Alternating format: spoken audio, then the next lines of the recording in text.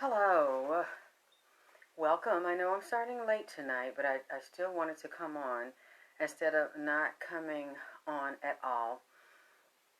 Welcome to AKT Celebrity Reads. I'm your host, Alexis K. Tyler, and I'm coming on tonight because Nipsey has been bothering me to do this show about a week now. He hasn't been here much. He's been in LA, and he's been exploring. Hi, everybody. He's been exploring some things in LA. So, when he has to go and do his work, I let him do that. He's been hanging out in LA a lot, and I said, I don't care if it's late. I really feel that it's important to do this reading. Now, this is probably not going to be the full reading tonight, but I'm going to start it. I might come back tomorrow night, late night. So if you don't get to see me, it's okay. It'll be here tomorrow. But I just had to start it for him. Okay, so first of all, I want to say that this reading, this is a spiritual reading. This is AKT Celebrity Reads. I am AKT medium. I am a medium. I bridge the world, the gaps between the worlds of the supernatural, the spiritual. Thank you, Cornelia. I thought I'd try something red tonight because it's bloody. Yeah, we on Cali modern night in this bitch. I know you can't see my contacts. A lot of people said they couldn't see my contacts. Thank you. I love the hearts. Keep giving me the hearts. I really need them. Thank you. Yeah, I know my light is a little dim in here. You know, it's just the way it is in here. I got to set up my light kit. With Ginger and Lasagna were kind enough to give me light kits, and I got to talk back to Lasagna so she can go over it for me. You see those? I'm moving, but you can still see those. Those are orbs in my hair. You see that? And I lit Nipsey's candles. I put his food up last night. Okay, thank you, Matter. I will wear more red then. You know, I'll be wearing Nipsey blue, representing him. But I also have red too. People always tell me they love the red. So I will do more of that.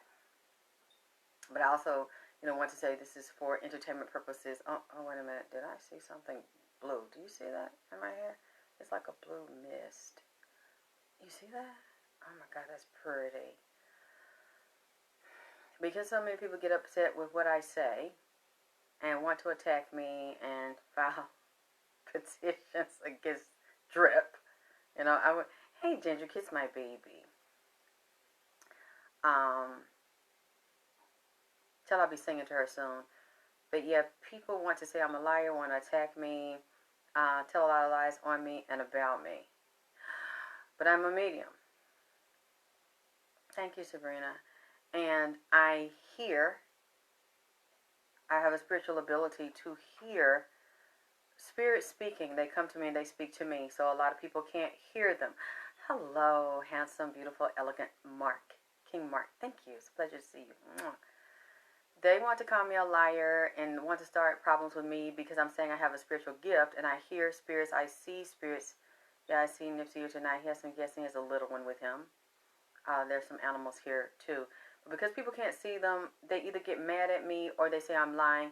And for you all that have been following me, looking at my readings that I said before the dates about not just Nipsey Hussle, but other celebrities that I've done readings about, you can also go back and verify what my readings are. Hey, Hershey, because they come true. They come out and they're revealed. So I don't know why am I a liar, because I have a spiritual ability to see and hear like a lot of people do and do psychic readings, but yet they don't attack them and they don't try to destroy them and say they need to know all their personal business because I'm telling people's personal business. I don't have to tell y'all my fucking personal business because I have an ability to see and I'm a medical intuitive. I tell you what I want to tell you. I will say I don't like telling my personal business, but if someone lies on me, like I was telling you about the guy that calls himself Tahuti Ma'at Ra, his real name is Ernest LaShawn Cooper. He worked for Credit D Health Store after he got fired and removed from D Herbs because he was embezzling money and trying to destroy them, and they all started their company together, and they had to get rid of him. He then said he was making the herbs and that he was a real herbalist and chemist, but I found out he wasn't because he tried to destroy me and kill me. And what I told you was last week, I'm not a liar. I have no problem proving the things I say. I found a lot of the emails and I put them on my Facebook page. And one of my beautiful students and a big supporter of mine, I sent her the emails and she put them in a file together. Thank you, Hershey S. Girl. I'm not well rested. I am tired. And I put them on my Facebook page. I'm going to see can I put links to it, or she can help me through this on the YouTube page so that people can go read the emails to show that I'm not lying. And you can see the filthy, insulting things this man said to me and about me, and the sexual things he said about me. That's the only reason I got into my personal business, because when people lie on me, I like to address that. I mean, I can't stop people from lying on me. And, people have been telling me that I need to stop addressing everything that people say, and I need to stop reading all the comments. And I don't address everything, but the reason why I got on that, because it was so serious, and how this man tried to destroy my character and my reputation. Don't you see the blue, Nikki? That means I got company. Yes, my sweetheart is here. Nipsey's here. He is very bothered and very troubled, and so I said, fine, baby, if you want me to address this, like I said, I'm not going to get into all of it tonight because I don't have all of it, but I've been sitting in the past couple of days because it's been really troubling me. He's been in LA, and he came back from LA, and he told me what he's seen and what he's going, hey, Shauna, and he went to see his grandmother and his mother, and those two, he really wants their attention. He loves them. I don't know if the mother's paying attention to him or has the altar, if she sees him and feels him, but he goes to mom's house, he goes to the grandma's house. He wants attention from those two women, the two mothers, the first women in his life. But first, before I get into that, let me, because I've done my disclaimers for entertainment purposes only. However, it's not for entertainment purposes only, because a lot of things I say happen, they come true. Neighborhood, that's right, neighborhood ladies. Remember the other night I was telling the story where I did the private reading for the lady and her son, where the 16-year-old, they wanted to know, was the 16-year-old or the baby's brother that's like 8 or 9 years old responsible for drowning the baby, killing the baby. And they were told about me from their relative that lives in Germany. And she says, the lady in Atlanta, I bet she can tell you. And she does a Facebook Live. So they started watching the Facebook Live. And then she paid for the reading for them. And they call me from Texas. And you can verify this stuff in the news. You know me. If I say something, I put myself out there. Y'all can easily go find it. And his name is in the last video I just did last week. And his baby died in April. And then he's accused of shooting his mother's boyfriend in August and was a fugitive. So he turned himself in like a couple of weeks ago. And I didn't say everything when I was on the phone with her, because I don't want to say everything, even though she said I could openly talk about it. I asked her what happened, and she said she was standing outside and her boyfriend was in the house laying on the sofa resting. She said her son came over to the house, walked past her up the sidewalk into the house, and a few minutes later she decided to go in the house, and when she went in the house and looked at her boyfriend on the sofa, he was dead and shot in the face. And then she said she didn't see her son, she didn't see a gun, and she called the police. They arrested her, charged her with the murder. She said, I didn't do it. My son killed my boyfriend.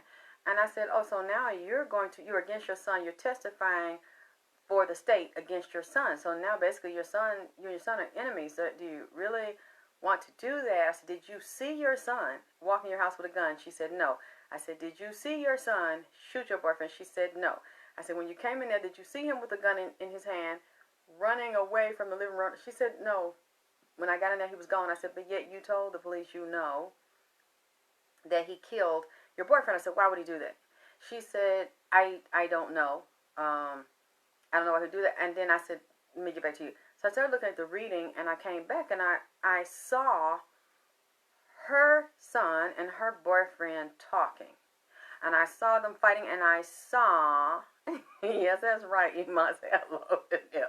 Because, he helped make your sage. I didn't know I was going to ask you, did I have permission to show your sage and what he told me to do with it or not. I wasn't going to do it without your permission. So I was saying, you're losing two men. Your boyfriend's dead, and you're physically dead. Very unhappy. I said, but your boyfriend is a crackhead. He's a junkie. He smokes crack. Smoked something else, smoked cigarettes, smoked reefer. And I said, I saw him beat your ass. He beat your motherfucking ass, and he gets high and does it. Leaves, come back. You told your son, I seen your son beat your boyfriend motherfucking ass, and I saw him. And I'm texting her stuff because she won't get on the phone. She's not responding to my text. I said, he beat your motherfucking ass. You called your son came over there and beat his motherfucking ass. I said, then I see them outside. I see your son yoking your boyfriend up, and I see his mouth moving, and he is looking in your boyfriend's face and said, if I have to come back over here again, I'm going to kill your motherfucking ass. I said this in a text message like early that evening, a couple weeks ago. She didn't say yes or no. She did not talk to me. She didn't respond. I said, oh, okay, I guess that means that I'm totally off here. So I called her the next day. I said, did you get my reading? She said, yeah. I said, so did your boyfriend beat your motherfucking ass? And did your son jump in and beat his goddamn ass? She was like, yeah, that happened, but that was like 2 or 3 years ago. That hasn't happened anymore. I said, so you didn't call your boyfriend over there your son to beat your boyfriend ass again? That's not what this is about. She's like, no, I didn't call. I said, he whoops and kicks tees off in your motherfucker ass like he kicking a football off the goal line. She's like, that's not true. He just did that to me one time. He didn't do it. I said, are you sure? Because I saw his mouth move. She's like, he didn't say that. He went up and said, I said, I see him outside doing it, beating his ass and jacking him up outside and pushing him up against the side of a house. It's a wall, or the side of the apartment is made out of brick, and it might be red brick or multicolored brick. She's like, that's not true. We don't have any brick places, no apartments, no houses made out of brick. I said, okay, well, can you has to humor me, can you take a picture of the buildings and the apartment buildings outside? She wouldn't do it. She said, well, they were outside. He did grab him up outside before, but he did not say, I'm going to kill you if I have to come back after you done beat my mama ass. I'm going to beat your mom. She was like, no, he didn't say that. I said, but how do you know? How do you know? If they were outside and you admit that I am seeing them outside, you said that's true, just not up against a brick wall. But if you weren't out there with them, but you knew they were out there, you don't know what the fuck he was saying when he was up or close to him, twisting his collar up in his fucking face, slamming him up against the wall. You don't know what we said. I said, because he said it low. The nigga said it low. He talked through his teeth and said, and the nigga said, low. That's why you didn't hear. There's nobody here but those two. I said, I see him doing it. Okay. She said that didn't happen. He said the shit. I said, look, let me talk to you woman to woman, mom to mom for a minute. And I wasn't sure if anybody was on his phone, but I just kind of forgot and got in mommy mode. I said, if you ever are under the impression, I don't want you to misunderstand who you're talking to. Okay? I'm going to talk to you like a woman and a mother. And I know that's your only son. I only got one son. If you think I'm trying to put you down or do something like that or put your son down, I would never do no shit like that. I said, your son's a fugitive. My son's been a fugitive. I'm telling you, you got to turn your son in, or you got to tell your son to turn himself in. I said, can I make an appeal? Can I do it? She said, you can tell him to turn his son. I said, I had to turn my son in. Because it was the right thing to do. Because I know that when you're a fugitive, or your son's a fugitive, and you shot somebody, and you're considered very violent and armed and dangerous, if you don't turn yourself in, within a certain amount of time, they're going to send them boys out. They're going to send them bounty hunters and them dogs out. You're going to be considered armed and danger, and they will SOS. Shoot your ass on sight. I said, so let me make it very clear, mama. I don't think I'm better than you. I can't tell you that I know how you feel, and I really don't, because I do know how you feel. And I'm telling you to do what I did.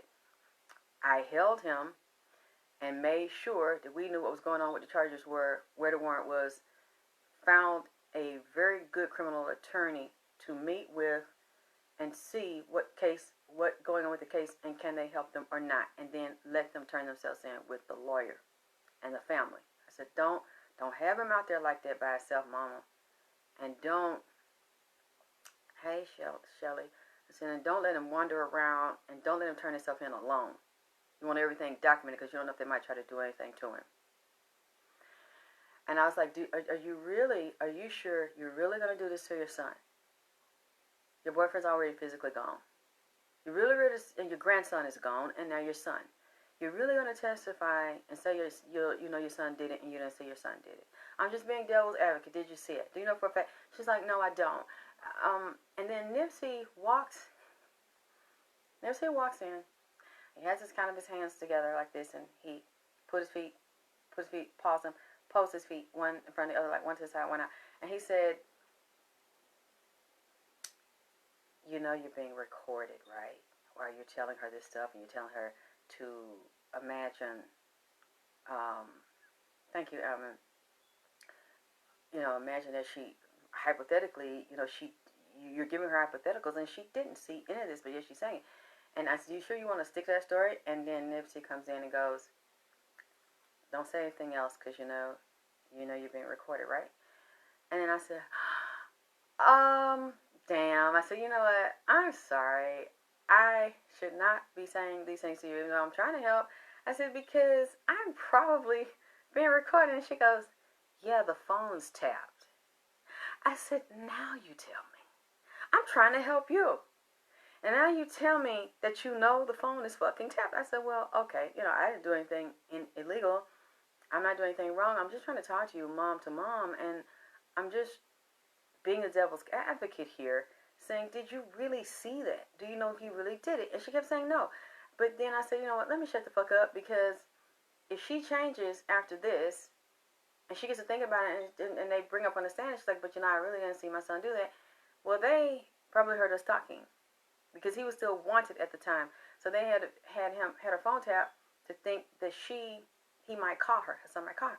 I'm like, well, why don't you just tell me? Because I'm really just trying to get you to think here critically, because you could send your son away for the rest of his life over something that I don't know what triggered it. I don't know what motivated it, if he did it. But she said it didn't happen, but I'm telling you, I saw her son's mouth. He said it. So this goes into what else I'm getting ready to tell you.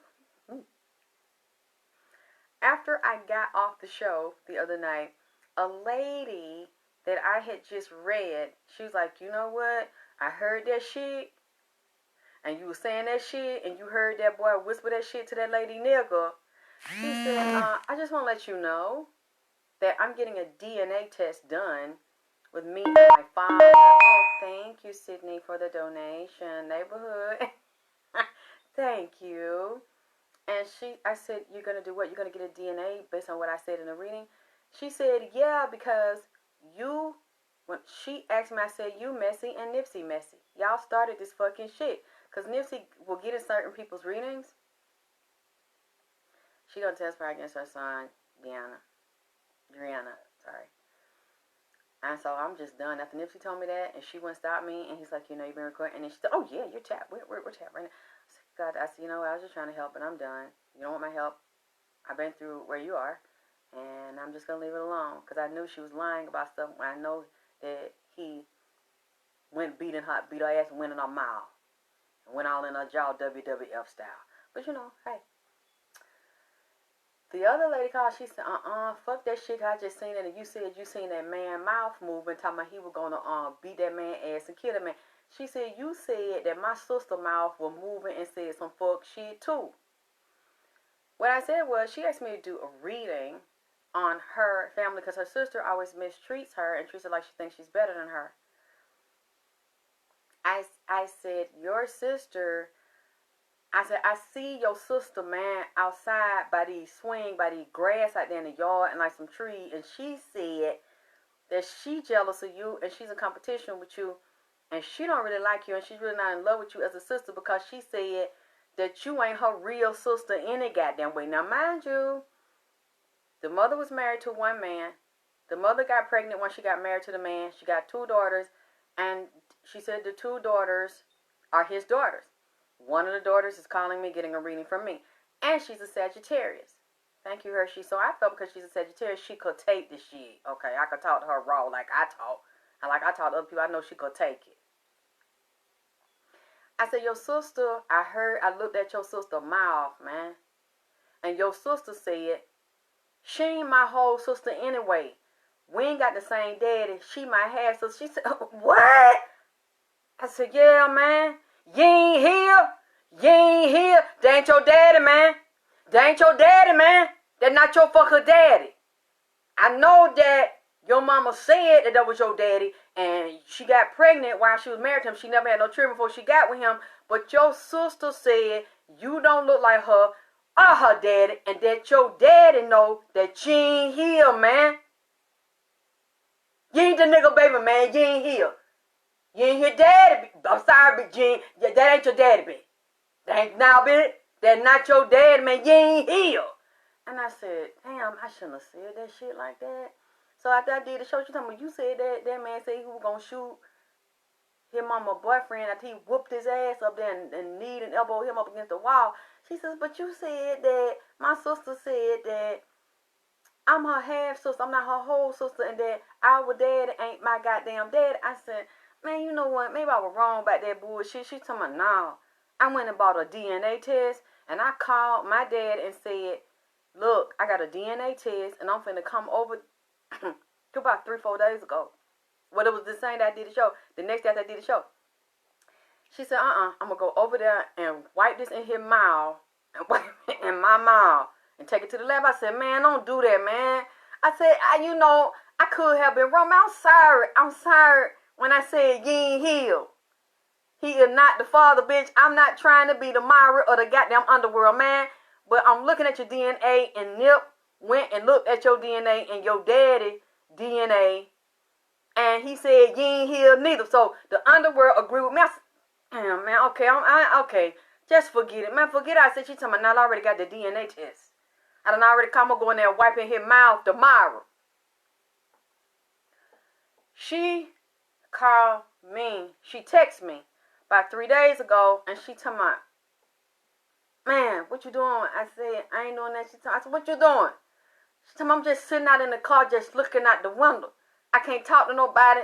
I can't move. I don't know what to do. I got the DNA and had text me. I said, what is this in the text? Like some kind of, it was a chart like with percentage and like a chemical. So I just know I'm finna be cussed out. You lying bitch. You didn't see that? She said, man, look at the test, man. I can't talk. I can't talk to my husband. I can't talk to nobody. I'm just staring at the window. And I called. I'm like, nigga, what? She said, you see it? I said, it's real lip. She told me, man, he ain't my daddy, man. He ain't my daddy. I said, God damn, man, I'm sorry. I said, but I know you can handle it. Tell me he ain't my daddy. And then I zoomed in on it. Cause I thought she was finna cut me out and go off on me. Man, I zoomed in and went and said DNAlab.com or DNA.com. I went down and at the bottom it said, you know, they had a probability of this being your daddy, 57 or 99.9. The bitch said 0%, man.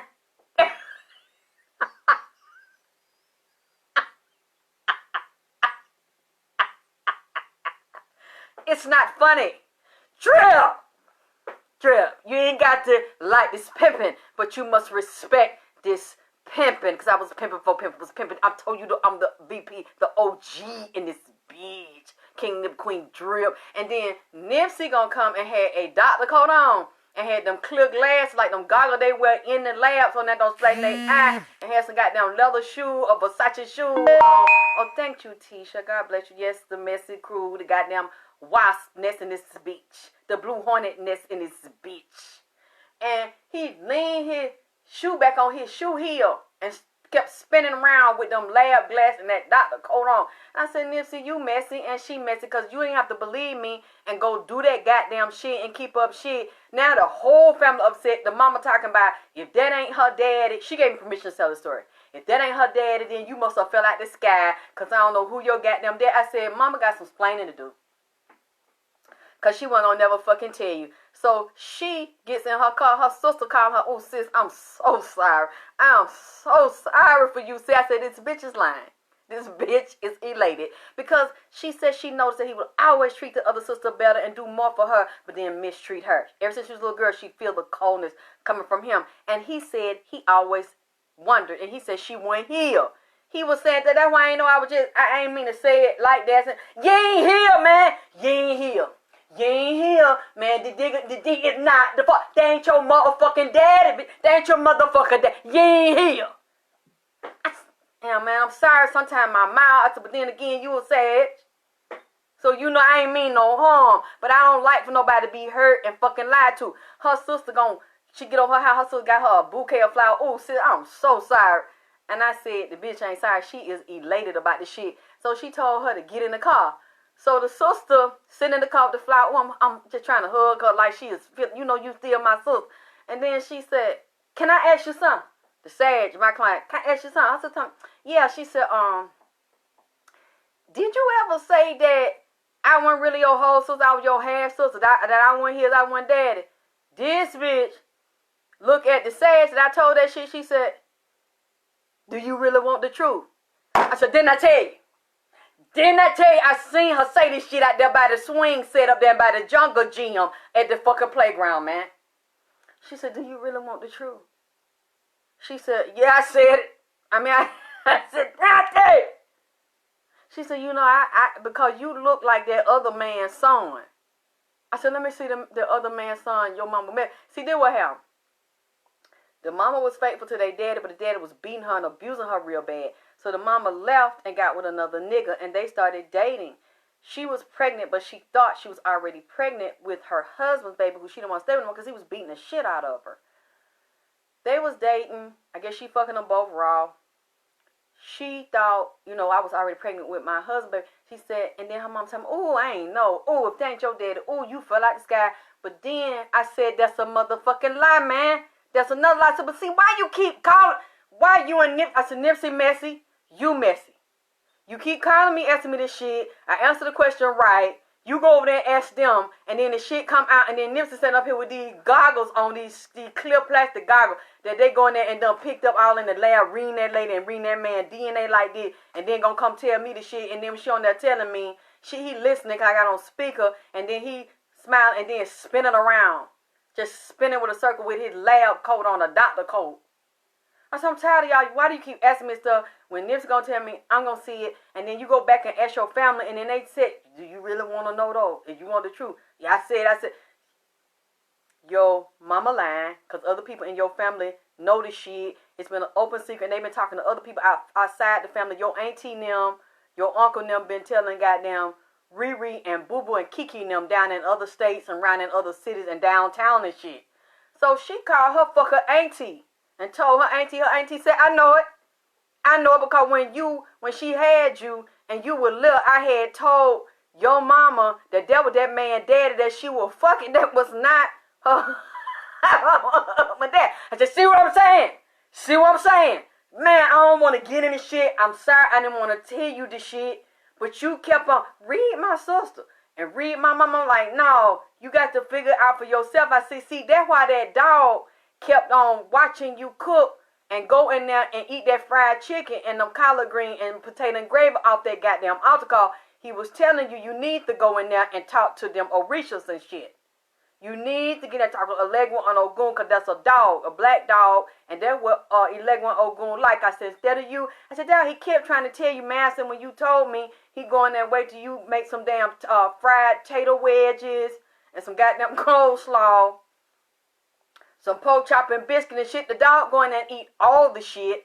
And I said, them Orishas trying to tell you, man, her dog do that shit. And then she gonna send him, and he look like a baby. He look like he's sweet. He up there, up on the picture with his hand bent like this. His paw bent down right here. I said, he messy too. He spoiled, have his hand bent. I said, leave him alone. I said, you really need to get him some soul food now. Because him and them Orishas done got down. Because you done found me. And every time you get on there with me and cook some more food, the dog will go, went in there and ate. Not ate, ate. Like he want to. And lay down and bend his fucking hand over. I said, see, You should have just did what I asked you to do and leave me and Nip out the shit. But you gonna come on here? Why my sister don't like? I said, man, your sister said that she said what? And then her auntie, not her auntie, man, her auntie done said, oh, we been knowing that. I told your mama when you were 5 years old that you ain't here. I said, man, then Nipsey started spinning around again with the lab test. I said, this is wrong. I'm tired of y'all. Look, y'all always put me in shit. I said, can I use it? I'm tired of people talking about I'm a liar. They want to sign petition on me, get me locked up, come out here and whoop my ass and wrestle with Drip. Talking about I tell lies all the goddamn time. I said, now, you know what I'm gonna ask her? In case y'all know, think I'm lying. I'm gonna see if there's any way she can cross her name out on that DNA test, and I can put it up here, or either she'll call in or she'll put a statement out. She can get an anonymous, email or something. Y'all know her name. This is not allegedly right here. She ain't here. Nipsey, you know how you can have some wood heel shoes on and you can stand on a tile floor, not on a carpet, really, like a tile or a concrete floor or something. Lean your heel back on that wood part and you can spin your body around. He didn't have a lab coat on that kind of short. He put the doctor coat on that long. Had him a suit on, some goddamn Versace shoes. Had the buckle and shit, and had him them clear, wide glass that go up under your eye so that don't splash in your eye. Went in there in the lab, looked up that file, and got that lady DNA test. Looking down and looking at the daddy DNA, flipping through the file, and then looking at the lady, and gonna come back in here and tell me, And then when she told me that shit, I started hollering. I said, man, Nip is over here laughing. And then she would laugh. She talking about, man, Nip, my dog, man. And she told me to light that blue sage and put his victory lap on and put him some water and a blue candle up him. I said, get a nigga something to eat, man. Nigga been in the lab working hard. He was in there going through the tests. When they were, he think the shit funny.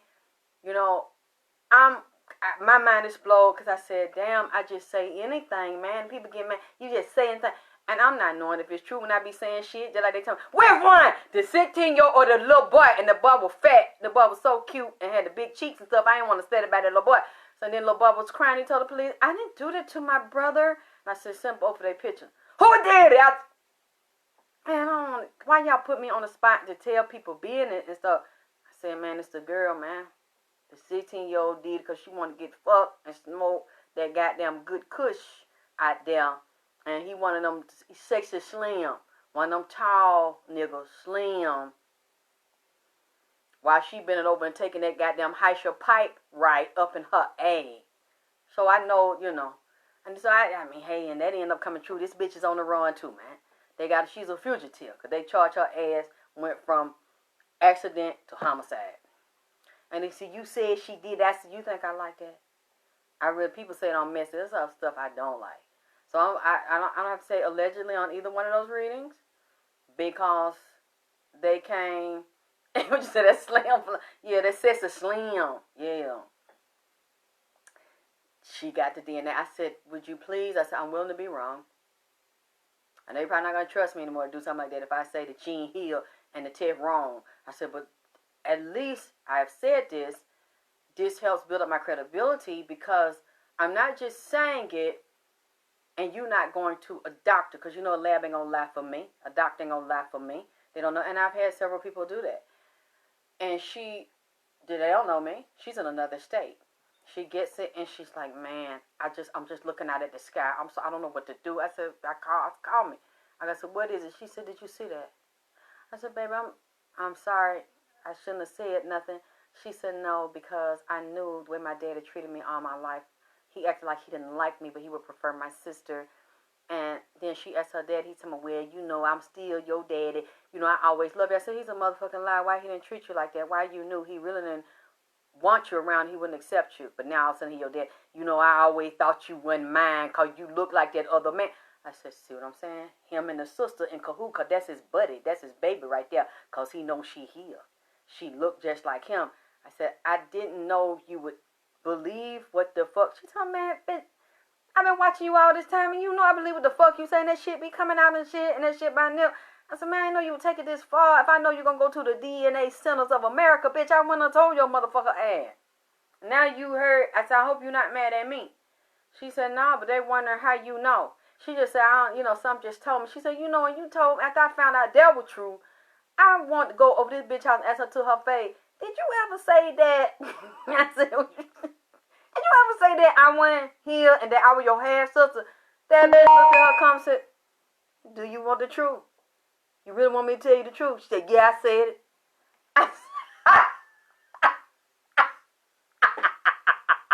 She told me I really didn't know that she had said that about me. And she was real hurt about it. I said, see, that's why you should have left this alone. You should have left this alone, man. I said, if you can't handle that shit, first of all, you shouldn't have asked me. Then when I said, you ain't here, he is not the father. I'm saying it like that. I'm digging it down. She was like, you know what? I'm finna go up there and buy a DNA. I said, no, man. No, don't. Okay, I ain't say it. I ain't mean it. And she told me, no. I feel it down, man. In my soul, you meant that shit. Damn, you gonna start. Damn, don't do it. She went and did it. That's why I tell people that come to me and say, you know, my mama said this is my daddy, but I don't believe that shit. I got a feeling that it's not. It's between two men. Usually, the one you feel is. The one you feel not. And the nigga feel it down in his ass and in his sperm and nutsack. He feel, yeah, I'm the Myra of the underwear, but they done made me and Nip the Myras of the underwear, man. We do DNA analysis in the underwear. I said, the underworld is saying that you ain't here. You ain't here, and he know it, and your fucking sister know it. I said, that's what they saying in the underwear, man. You ain't here, man. You ain't here. I said, Nip saying it. But I mean, I ain't mean to start no shit. So she runs, I got my DNA test right now. I told him I'm coming to tomorrow, rubbing his mouth. He said, okay. I said, he knows too, man. He feel it in his ass. When you look at a certain child, when you look at a certain bitch, you know if the bitch love you, you know if the bitch is cheating on you, the nigga feels it down in his nut. His sperm start wiggling around in his nutsack. His nutsack heat up. The sperm get uncomfortable and restless and uneasy. When a bitch is lying and when they know that they ain't here. See? And the man said, you know, I've been knowed it. I just kept it to me. Yeah, we got it from the underworld first. And then when I told her that the underworld said, and the consensus was he is not the fault, and Nip said he had already seen the results on the other side. She go, oh fuck that! I'm finna go. Hold on, I'm finna go over and check on the price of the DNA kit. I said, man, don't get me in. Y'all always get me in shit. I said, man, tell me what it say. She sent it to me. I'm just gonna say, can she edit stuff out? Cause she said I can tell the story. That's the only reason why I'm telling the story. Without using her name, but I'm going to ask if there's any way you can black out some parts, make a copy of it, give it to me so I can put so people can say I'm not, they can see that I'm not lying. But then again, too much stuff I've said, you know, is true. Even though people say I'm a liar and I keep up shit and and I talk too motherfucker much and all that shit. Child, they done made me the Myra 2020 nigga. You is not the pop. Yeah, man. Now I'm my prophet of the underworld. They got a Nip go in the lab and check the lab, man, on the underworld, and then she went and got the DNA up here above ground, and the DNA up here matched the result in the underworld. Cause you know, spirit, everything, they know the past, present, and the future. You can't really hide anything over there. Okay, so she gave him his offering because she had gotten the sages and stuff from me, and then. This week, Nipsey is very troubled because he called me. He came back in here. He started telling me what he had seen in L.A. and he's been at the marathon. Y'all, I'm just going to try to give you a little bit of it. I know I came on late, so I might come back tomorrow in the next couple days and finish it because I'm feeling a lot of the orders. I've gotten a lot of them down, but then I keep getting new ones. I need to get this done in the next couple of days, so I'm going to come back because I'm trying to understand it all. Do you know, Nipsey kept bringing up Kobe Supreme and, was it Kobe Supreme, and it's another one, Kobe something. Then you got Kobe short, light skin, kind of got a big head, little pot belly. I saw them on a new marathon promo where they had white jogging suits on. What's his name? Kobe something. If y'all can tell me what the other name is Kobe Supreme, and that's the other guy called himself Kobe something. They were with All Money In. He's telling me, y'all better go over there to the marathon now. Take as many pictures as you can because that's a historic site. And he said he doesn't know how long it's going to be standing because they are now talking again. Politicians, some black ones, some white ones, and some Asians are involved in this somewhere at politics in the mayor's office. They're they're talking about the planning and the zoning, and they are looking at the architecture of the marathon again. I see the trains coming through there. That's a multi-million-dollar property, and it's also something else. And I don't know if they're going to start tearing that building down this year. He said it's something he's upset, and he's coming to terms with. He says it's the closing of accounts. It's an end of an era, and it has to do with that street and the small parking lot in the marathon. They are talking again and looking at blueprints. Yep, they're talking about blueprints and construction to that marathon property. And there I see the Asians again. I see the Asian people involved. Nipsey said something's getting ready to end. And he said that Kobe Supreme and his baby mama, Puma baby mama, are in cahoots together. They are partners together. And that Kobe Supreme, this is all alleged, for entertainment purposes together, he's feeling a lot of guilt and remorse because he knew Nipsey was going to be assassinated before it happened. The clique from All Money In knew that he was going to be assassinated before it happened, and it's not that they weren't there or the people that were supposed to be at the store at work just happened to be sick. They didn't come because they had gotten a memo from the higher-ups in the green light, and there was also old men, like I have always told you, that was in the rolling 60s. There was also some Bloods involved, as well as LAPD, politicians. They had gotten the green light to stand down because they knew that they were going to assassinate him. This was going to be murdered, and some of them were a part of it, and they were down for it. Even this, allegedly, this Kobe Supreme with Puma, they got a relationship or a sex thing, allegedly. They what Nipsey told me in the spirit, and that him, Kobe Supreme, and Puma done made a deal where they both, he helped aggressively go after All Money In and wanted to be a rap star like Nipsey and also have money and real estate and other investments and stores. He felt like Nipsey was holding him back. That other Kobe, that Kobe that's in there too. It's two Kobe's of Kobe.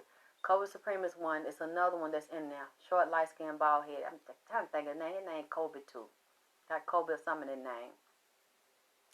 They were secretly very jealous of Nipsey and very resentful of Nipsey and jealous of the relationship they had. They felt like Nipsey was supposed to give them all his money and give them all his opportunities and position. Whatever he get, it's supposed to be theirs. And that's not true.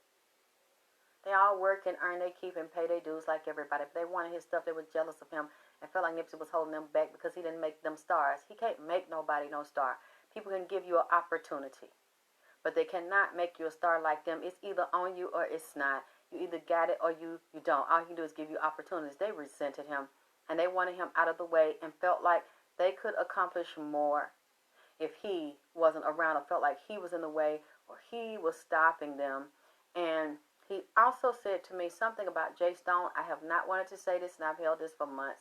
I didn't even really get into it when I did a Jay Stone reading, and I saw him asking Jay Stone for help. Allegedly, Jay Stone was in that area when Nipsey was being shot. Jay Stone heard it. I'm going to say allegedly, and if anybody come forward and prove to me that it's wrong or ask Jay Stone, whoever, I'm willing to be a liar here. I've sat on this, and I've known this, and Nipsey has told me this for months. But since last year when I did Jay Stone. Jay Stone was in town. Jay Stone was not out of town. All of Cash Money, thank you, Nene. All of All Money In was not out of town. This was a memo. They also knew it in prison, like I told y'all before, and the word was in prison. It came down when they were going to do this, even in the underworld, where I said that Tupac, a lot of them knew, JFK, they knew this was going to be going down. Just like Nipsey knew about Kobe and took me to the pre-Grammy show and told me to go outside and saw the demon jump in the helicopter.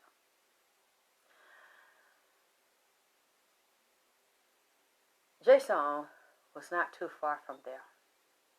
And I'm telling you that all of All Money In, now the other one, Poggy or what his name, with the pot belly, I think he was out of town. And he had just seen Nipsey. The short one with the fat pot belly, Brown's dark skin. I don't think he was there, but J Stone was. And I think maybe Copy Supreme. They were in town.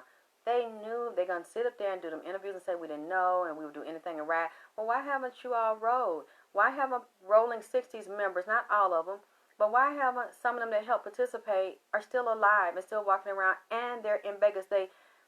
Kobe Supreme was very jealous of Nipsey and wanted Nipsey out of the way, and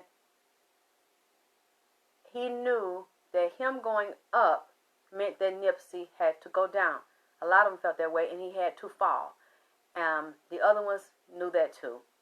And he got with Puma, and they made a deal right now. They don't really like each other, and it's a very volatile, funny relationship, but there's a sexual attraction there, there's drug use there, and there's drinking. This guy feels very guilty now, and he can't really live with it, and hasn't gone the way he wanted it to, and it's not gone the way Puma wanted it to.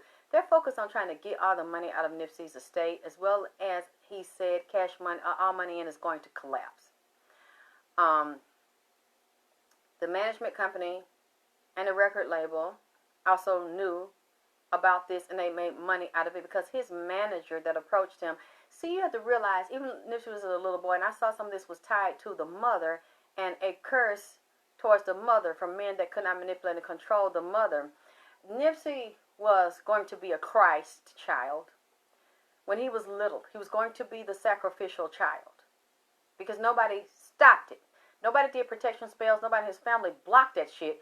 But you could see this on this child, and he knows it now since he was little. And then when he got in record deals before Atlantic and Jay-Z management, and they didn't go well, he was signing those demonic agreements. He was doing a lot of drugs, drinking a lot of lean, doing a lot of, wild sex with people he didn't know. Some of them were put on him, very demonic people he was sleeping with.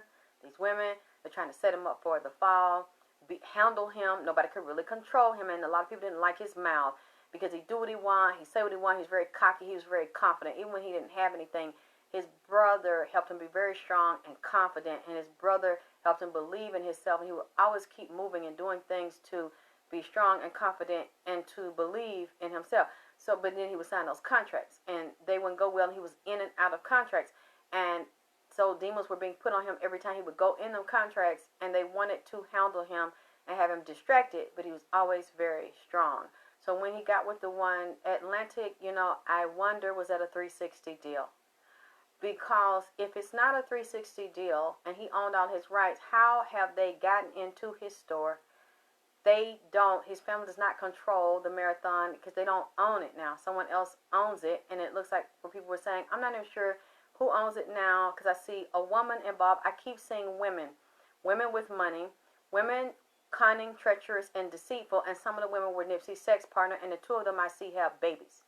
They're both mothers. So I know those are his two baby mothers, and then there are other women involved too that are very cunning and deceptive, and they're liars. Women are also involved in owning the marathon and helping to scheme and scam and trick Nipsey out of the marathon in conjunction with men that were involved, like David Gross. And I also see Asian women's coming up here, and Asian women were in that building. I even see an Asian woman on the telephone the day of the assassinations, and they had to have something to do with David Gross securing the whole property, since Nipsey didn't own the whole property, and he was one of Nipsey's partners, and he didn't want Nipsey to own the marathon. They didn't want him to bring in affordable housing above the store and help black people be self-sufficient, independent, have their own money, their own stores, their own property, their own clothes. Well, they are self-sustainable in their own neighborhood. Then I saw that the manager that came to him, that bought 1,000 or so of his CDs or something and gave him money for it, and he thought he loved him. He didn't. There was a plan. It was also a corporate conglomerate plan. It was corporations that also own record labels and also own radio and railroad tracks and trains and airplanes and space technology like Starlink and clouds and computers and smart store technology. Okay. So when he came on, his management came on to him, this was not because he thought it was so wonderful. He did it because he's a gatekeeper. P. Diddy's a gatekeeper. All the old niggas that ain't rapping but that are managing and producing and dealing with sports management and all those things. Those are gatekeepers, and they were picked, and they sold their souls to take an oath to be gatekeepers and stop anybody that's better than them, more talented than them, and that will bring change to us oppressed, cursed people and society, and open them up and make them self-sufficient and independent like they were at the beginning of time. So it's not because he loved Nipsey, it's because they could recognize the Christ. So you're going to be crucified just like Christ because you think you're smart, and you are one of J. Edgar Hoover's feared ones being resurrected in a new body, the rise of a black Messiah. And we, as soon as we recognize you, a long time ago, Nipsey was in music, we were young. They had Nipsey's birthday, his astrology, his astronomy, his moods, his habits, predictable programming on him, and then they gave him drugs and alcohol, like they do everybody. They know who you are when they're going to work with you and they're going to give you a deal. They know everything about you. They have your birthday, they have your social. They basically know. They knew his ancestors. They knew his bloodlines. They know his father's bloodline, his mother's bloodline. They knew he was going to be a Messiah. And you can hear it in his music. That's all he's talking about. They did not like that. He acted like he admired him because they knew they would put their foot on him and ignore him and wouldn't make him mainstream, and watched him grow and develop and create so they can come in and trick and take. That's all that was about. Get close to him, and basically before he got close to him, Nipsey showed me his manager, his management, you know who it is, writing on a piece of paper. He deals with numbers, gambling, horse gambling, pool shark, loan sharking, because that's basically what a contract is. A music deal and a contract is a con/track. It is con/science. Con science, contra community, con science, contract, contract. He'd already wrote down probabilities of which way this would go. Low ball. That contract was a low ball contract in comparison to what Nipsey was really worth. And he had also, Nipsey, shown me when he was writing up the contract that he knew wasn't going to last long, because it was a demonic deal to basically take all money in and pull all money out and then assassinate him and then secretly say, go around the street, hey, who would shoot Nipsey Hussle for $1,000, $5,000, $50,000, $70,000? You see? They started putting, who would do this? They started putting bets and wagers out based on numbers and probabilities and lottery and stock market. And then he told me, he said he wrote a lowball insurance policy.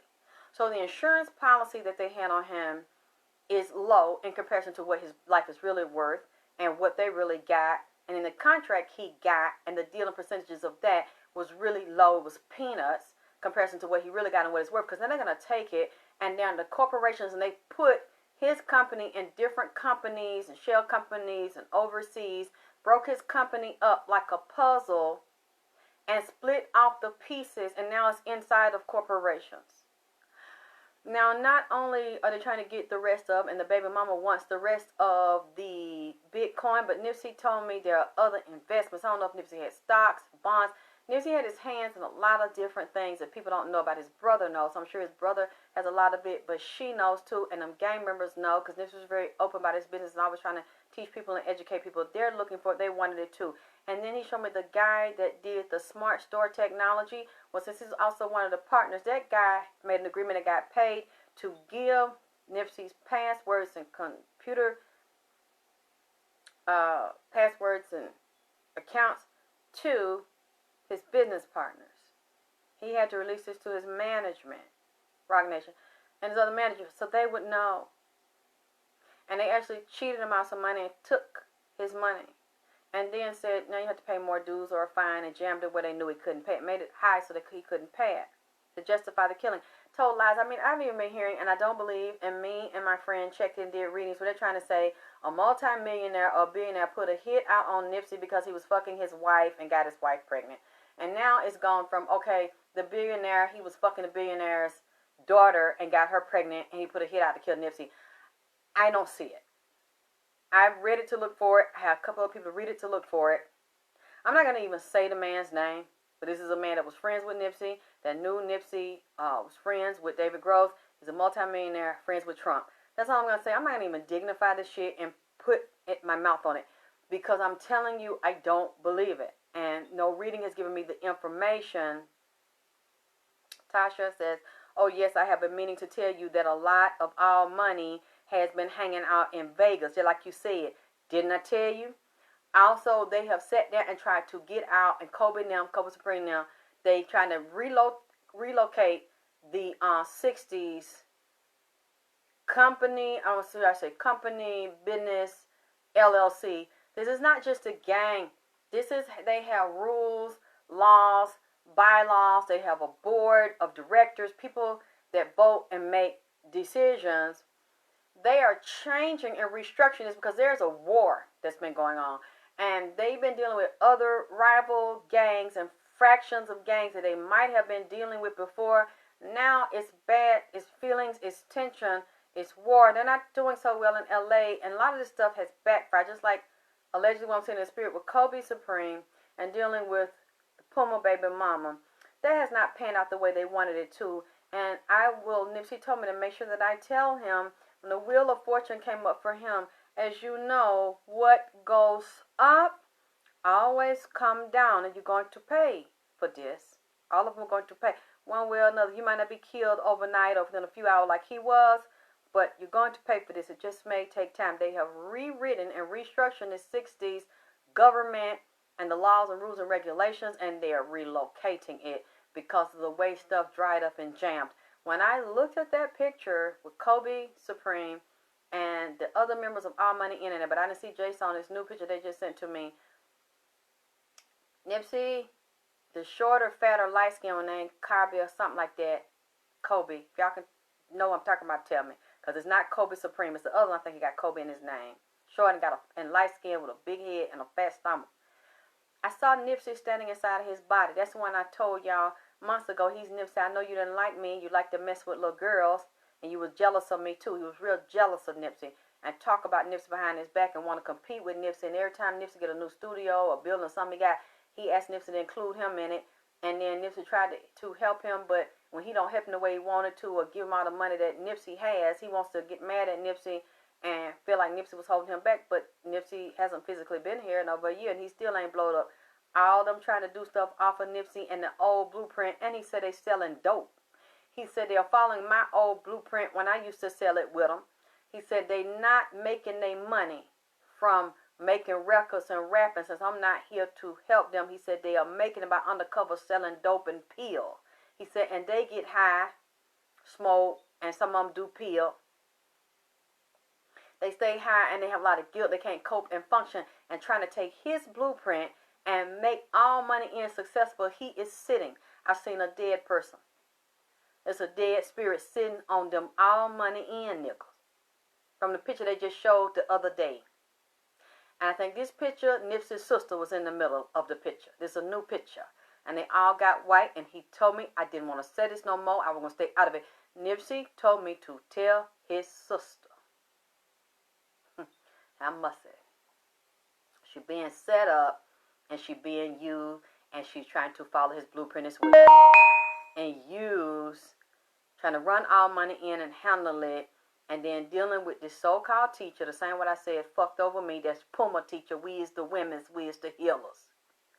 And she said when they got a spirit on her and got her wearing this white. Well, they acting like when they wear white. I don't wear white. Because white really over here is a symbol of death. Well, over in Asia, look at Bruce Lee in his coffin on YouTube. They put physically dead bodies in white because white represents death. Not black. They got her wearing white. They done put spells on her. And I seen a man standing behind her. And I hope that Samantha is not dating or romantically involved with any male from a fool's camp. Because if she is, all they doing is having sex with her and put a spirit on her to act like they helping her and blessing her. But pulling Nipsey money and birthright off of him because she is his half-sister. So she got some of his blood or they got the same mama. She's pulling that off because she was close to Nipsey. Well, sometimes I see they was not. They didn't always get along. I'm just going to keep it all the way funky here. They are playing on her and using her, building her up and giving her attention now, treating her like she's a star. And she is special, and I don't mean no harm. I'm just saying what the man told me. Allegedly, this is what I heard him saying. They're going to use her and have her spirit suspended, levitated, so that they can pull off of her and milk the cow. Milk the golden cow until it ain't no more milk in it. Because they already know that there's a beginning to everything and there's an ending to everything. And he's saying she will not leave him alone. She's still dealing with him. He said, but one day, and I don't know when it is, when it happened, just remember that you were warned. They is using her ass. That's all they doing. And making her tell her what she want to hear. I hope she don't have sex with nobody in that clique, male or female. Because they put them on, they doing spells on that girl. To manipulate her, to spend her mind and spend her body in time. And to use her to lure her down to pull that man birthright through his sister. Use her, tell her what you want to hear, show her all, brag on her, dote on her, love her, beloved, this and that. Until the Milky Way and the cat ran out. And I'm telling you, he said all money in is all money out. Because the record label and his management is systematically and very quickly trying to keep anybody from talking about him, trying to keep this trial low. Also, Kobe Supreme, allegedly, some of these other ones, all money in that clique is worried about this trial and what may come out in this trial, and they don't want to be implicated in this trial. They really don't want a lot of information to come out around that trial, because I'm telling you, Eric Holder did not do this by himself. He's a patsy, and he was paid instead to put it together, and he was a drug addict, got a mental problem and a junkie, a closet sociopath, and a bisexual, and mentally unstable, that do fucked up dumb shit and very impulsive about it and don't think about this shit until the shit is over and too late, so they can get him to do anything. He was high that day, and I see him some pilly like that pop too, as well as smoke and drink. A lot of them are on this stuff, and they are trying to take Nipsey's energy and his birthright on him and still make it work. All they did, what they did to him, and they his brothers, but they were not their brother keeper. And dirty ass, sellout ass cowboy is up there on that shit, smoking that shit, can't deal with his conscience, so he stay high. He's an informer. That's why he can stand up there with that money in his hand and that Bentley that he's showing off, and he been grinding. Well, why you didn't grind all the year and you were up there cleaning that man trash can and managing that store?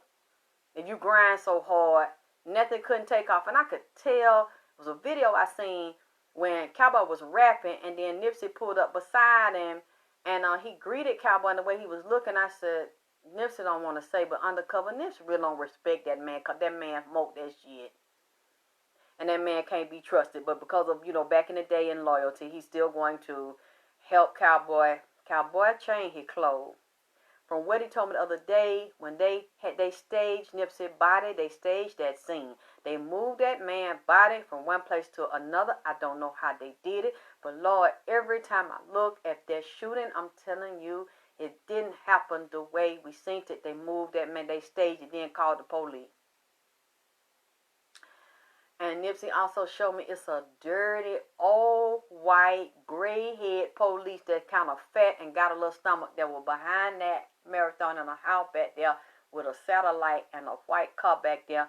He was shaking down some of them sixes and using them as informer and letting them sell drugs up there and prostitute and stuff, and had an agreement as long as they would give them information on Nipsey and try to keep chaos and stuff going on up there. And the police, and it was a kind of short, light-skinned one. I ain't going to say no name, but the light-skinned nigga I seen was also in some of Nipsey rap songs that I like.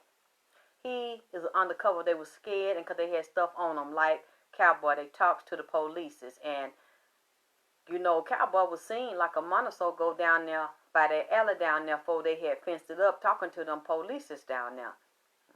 Everybody in the area know who. I'm telling you, Cowboy works with the folk. And the police said he hated Nipsey and he wanted to kill Nipsey.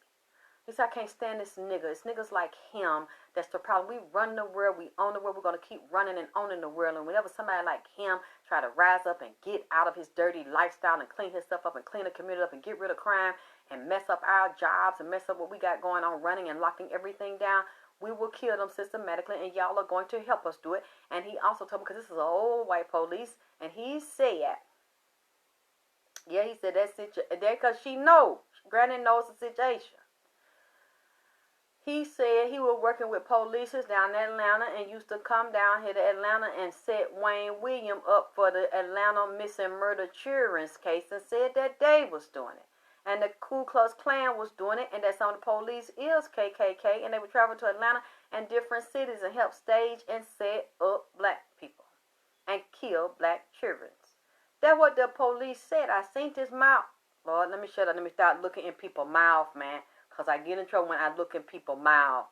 Like I look in that dog mouth and that damn horse mouth. See, and I look in that snake mouth. I be trying, maybe I need to start looking in people's mouth, Jesus.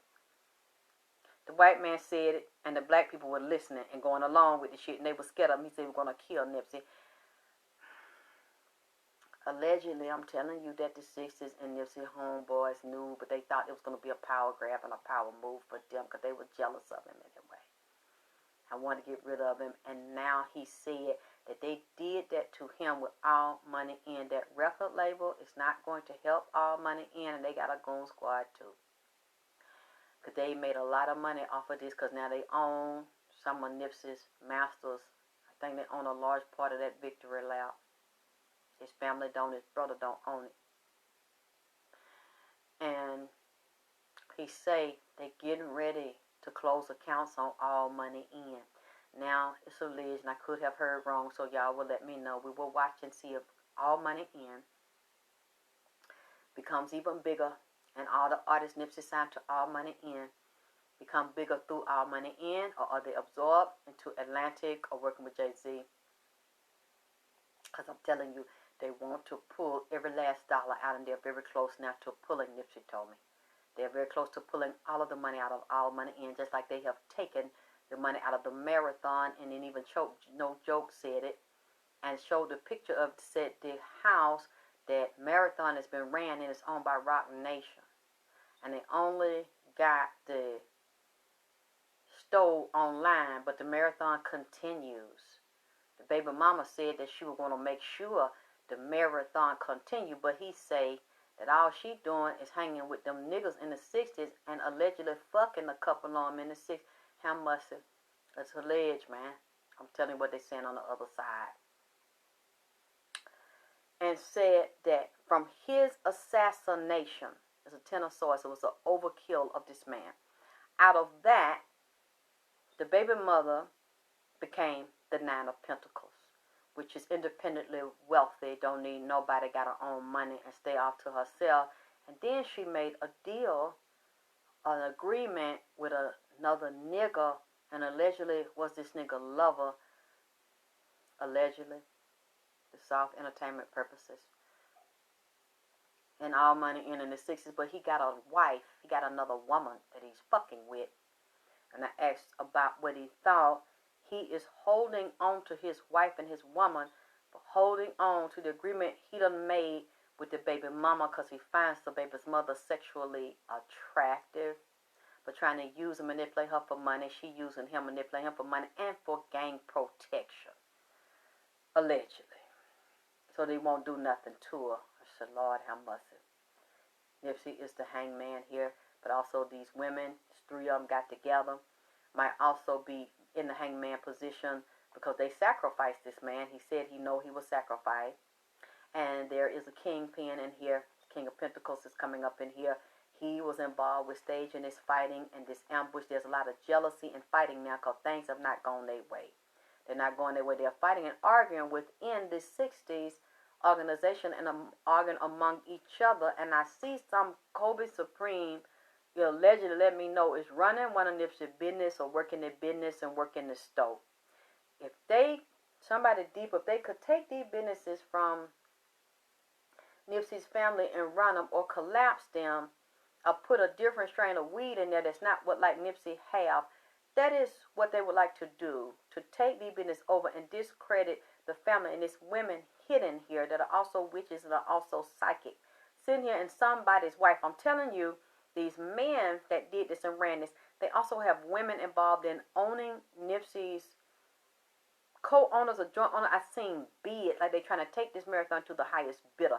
If they have not already sold this marathon, look at that prop. Somebody look it up in LA for me, please, to see is the marathon for sale. Is the land and the building for sale? Have it already been bought? Because I see bidders. There's a bidding war. There's Chinese bidding for it or Asian bidding for it. There's black people. There's politicians. In this, there's not just the black gang. I keep seeing an Asian gang also involved in this, and some Asian in this around Samantha and Black Sam that are questionable to me. I don't want to get in that shit no more, man. But Nipsey told me to say it again. So I don't know them. I don't know nobody that know them. So if they don't hear this, I'm not going to worry about it, because I am doing what the man tell me to do. And I'm not finna try to get in their face and shit. That ain't me. All I do is give it out. So I'm going to say this thing tonight again now, because he said for me to say this shit. He's agitated. He just came from LA. And he's telling me this here is going down. There are women that are also involved in owning the marathon and setting Nipsey up. And they were part of the murdering. And I don't know what's going on with that property, what's getting ready to go on. And that black politician with that bald head, that grease around his head, he's involved in the shit too. With David Gross, that act like he was Nipsey's friend and involved in politics. And now Kobe Supreme and even the baby mama, they trying to, kind of back up or lay low and still trying to get their money on the low.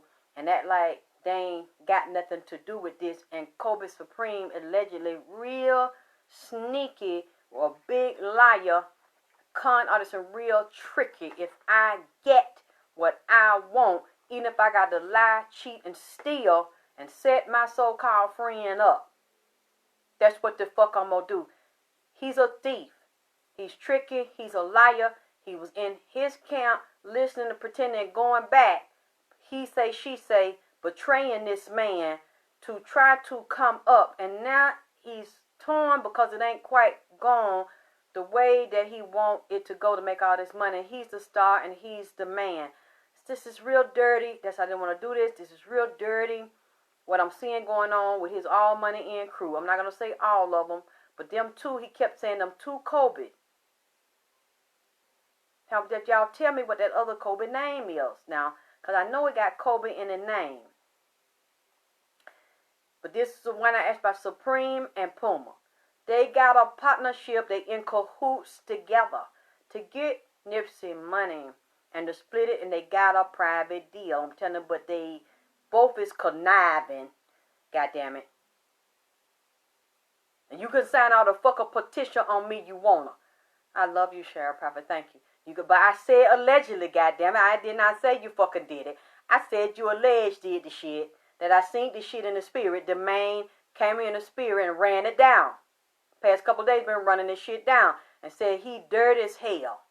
He's a spy. He's treacherous and conniving. And if he got to steal and set a motherfucker up to get what he want, that's what Kobe Supreme alleged would do. That's what I'm trying to tell you, matter. He was surrounded by enemies. His own folks was his enemy and took his goddamn ass out. I'm looking at it right here. And I'm seeing it. And they had spread the word that they were going to office, man. They knew this shit was going down. They had been told it. Why you think they said, oh, man, if I would have been there that day, then you know they were... You know they were going to be there that day and do the shit.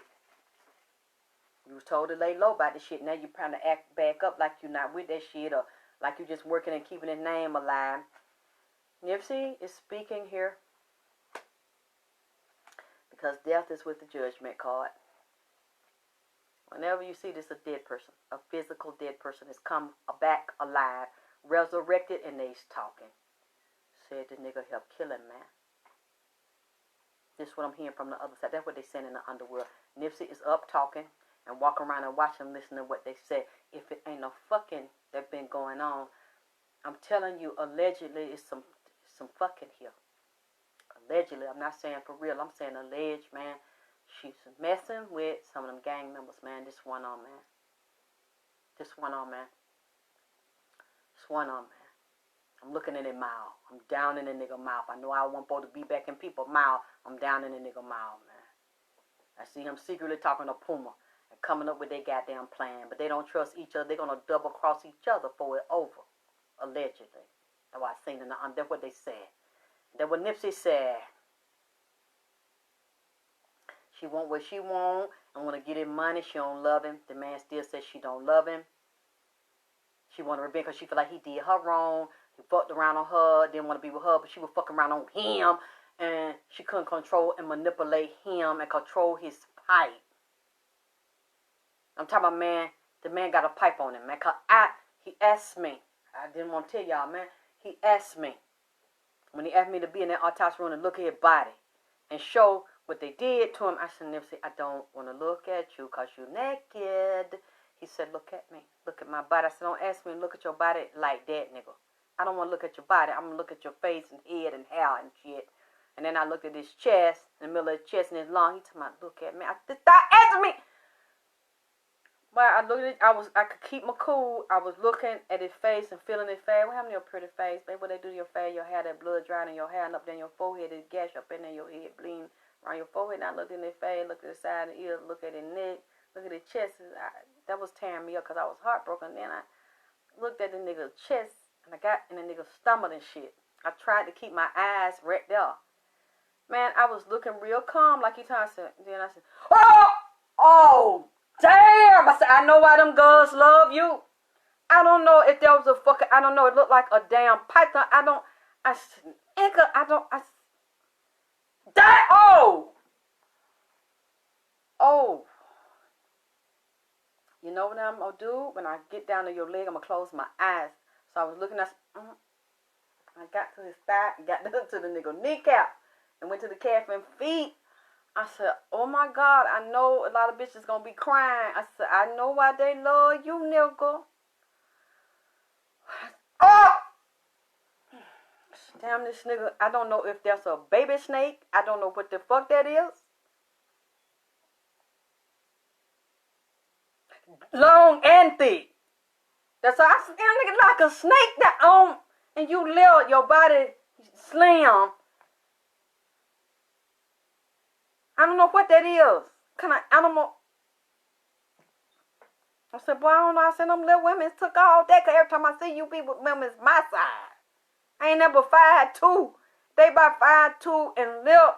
And they took all that, all in their mouth and stomach and ass.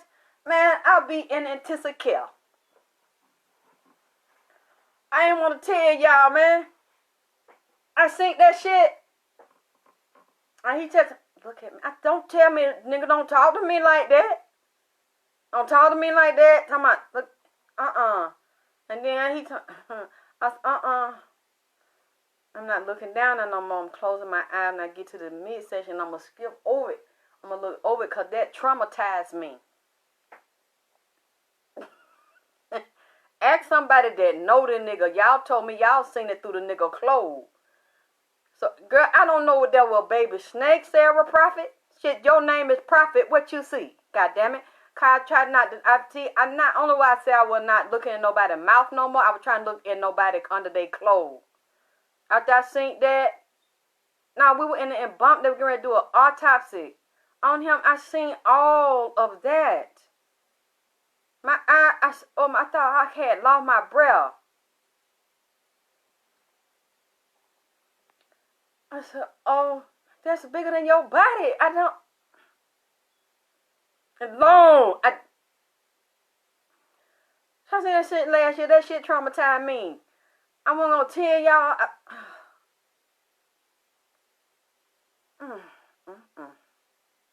Hail Mary, full of grace, thou art with thee, mother of God. I had to pray. Had to pray real hard.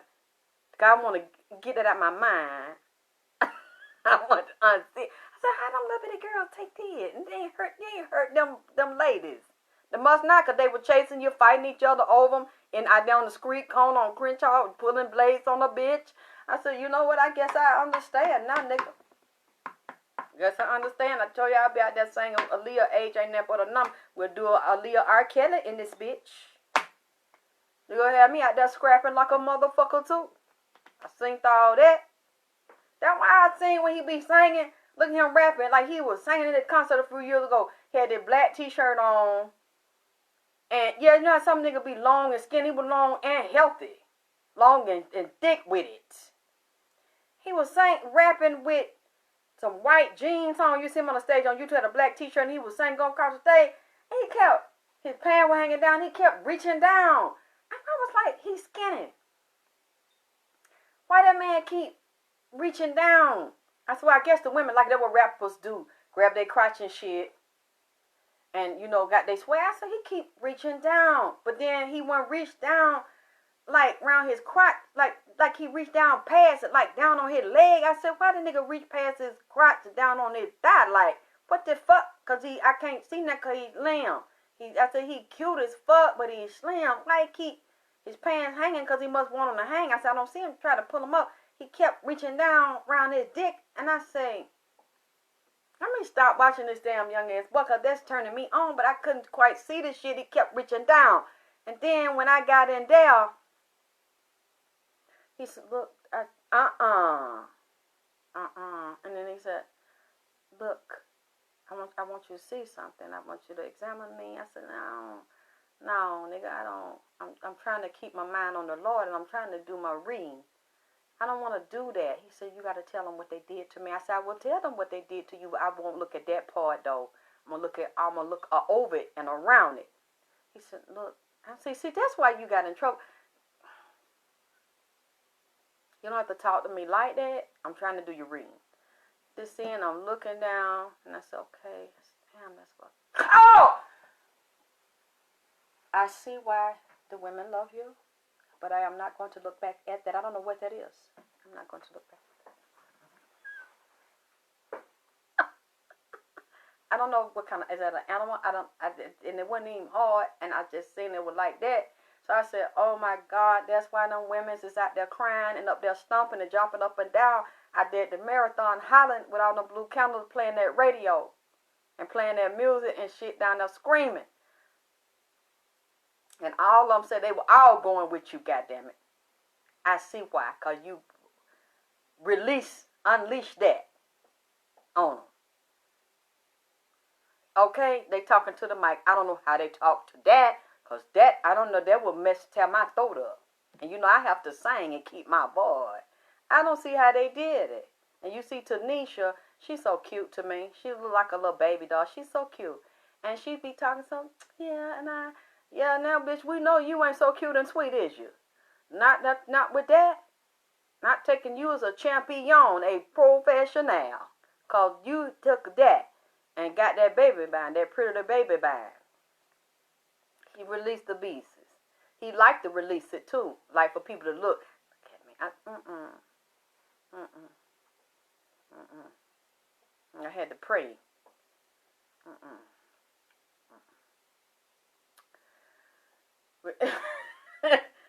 Anyway, he's telling me that a lot of this was also about stuff like that, what I just said. I'm sorry, Sherry, I wasn't going to tell y'all that, man. I ain't want y'all to know. Yeah, why you think I be lighting up blue candles? Oh, let's get Nipsey's food. Oh, let's get his candles. He wants me to do this reading. Oh, let me do. Okay, got to be like Nipsey has to. Yes, you see why now I be looking out for Nip. Neighborhood.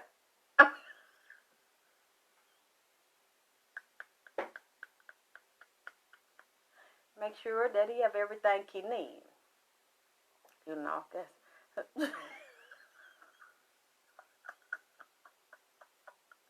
He gave him permission to tell. I wouldn't say nothing. He didn't want me to tell. So I said, they probably like, why that lady be over there cooking that man? Neighborhood. And y'all know, because y'all said y'all seen the picture. Y'all was sending me the pictures. And I'm just like, oh my God, like how could these women do that? They pussies are amazing because I could not do that. But you know, Nipsey was so smooth and so charming. Now you know why. Women chased him. He didn't have to chase them.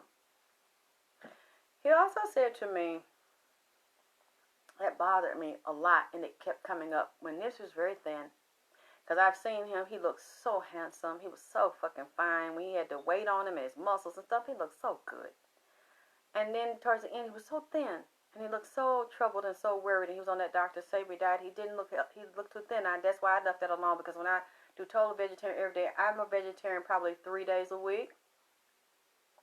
And then my body gets worn out, especially with a lot of psychic stuff and readings. I will have to have something with blood in it. So I don't eat raw meat, but I have to have some meat or I'll, pass out, get very weak. But when I did the total vegetarian, just eat salads every day, it made me look like a very anorexic junkie. Okay, Hershey, me so honey. I see why they chased that man. And he know he had it. That's why he was so cocky like that. And he, I was saying the song, yeah, and make them, yeah, and we going to the hotel tonight, and we fucking, right? And they howling out in the audience. I said, oh. So they would line up to go to the room in the hotel suite with a private freak. Hey, she did her thing. Do it just for me. Make your body weak. Can't even spit. You see what I'm saying? Now, you see why that man was cocky. Little like that, but real cocky like that. But when he was healthy and had a lot of weight on him, you see my hair turned blue. See, with that shit here, see. And when I saw that on and I keep looking at this, I didn't want to say this, Lord, allegedly. I wonder, did somebody give him something? Because he was cleaning himself so hard, like he was trying to flush himself out from a sexually transmitted disease or an infection or something. It looked like somebody tried to give him something. Because he kept doing the flushing, he stopped drinking the lean, he stopped doing a lot of drinking. He really started cleaning himself and go really spiritual, and he was looking for spiritual women, spiritual relationships. He wanted to stop doing a lot of stuff he was doing. And I said, Nipsey, did you think somebody might have given you something? And then when I looked at the cards, the impression came up here that he thought that someone might have given him something. Gave him an infection, made him sick, and he was trying to detox and flush this stuff out, and a lot of women were mad at him. There was a lot of jealousy and rage, and Puma was mad at him because she felt like he had lied to her, he had fucked around on her, but they were fucking around on each other, and they were lying to each other because when they calculated the year, the date, and the time, and when he had become a multimillionaire on his own from his hustling and his own efforts and getting it out the mud and standing on the corner, nobody gave him nothing. He wasn't part of a secret society fucking and sucking and fucking no boys or getting fucked by boys or none of that shit to get in. He was an independent. He got his money on his own. They waited, and they had calculated the amount they would get if they eliminated. I hate to say this, but what I'm trying to say about the management team, and he said it too, and from what I'm looking at this reading, is saying his manager, that's also a gatekeeper, goes around and targets certain individuals in music, especially men in certain regions that are independent and getting ready to change the game, and they target them for elimination by the elites that run the corporations and control the music industry and television. Send them out to get rid of them. He was targeted for elimination because he was too much of a threat. They didn't want him to be a black messiah. And so they came on him, and who they sent? They sent the baby mama. Because she didn't want to talk to him anyway before that. And she definitely wasn't going to talk to him unless he had any money. Pretend you like him, you're in love with him. You are reporting back, you are Mona Lisa. You're Mona Lisa. You're Mona Lisa. You did that, and your other baby daddy knew it. Allegedly, your first baby daddy knew it. Lil Wayne. That's kind of nigga he is.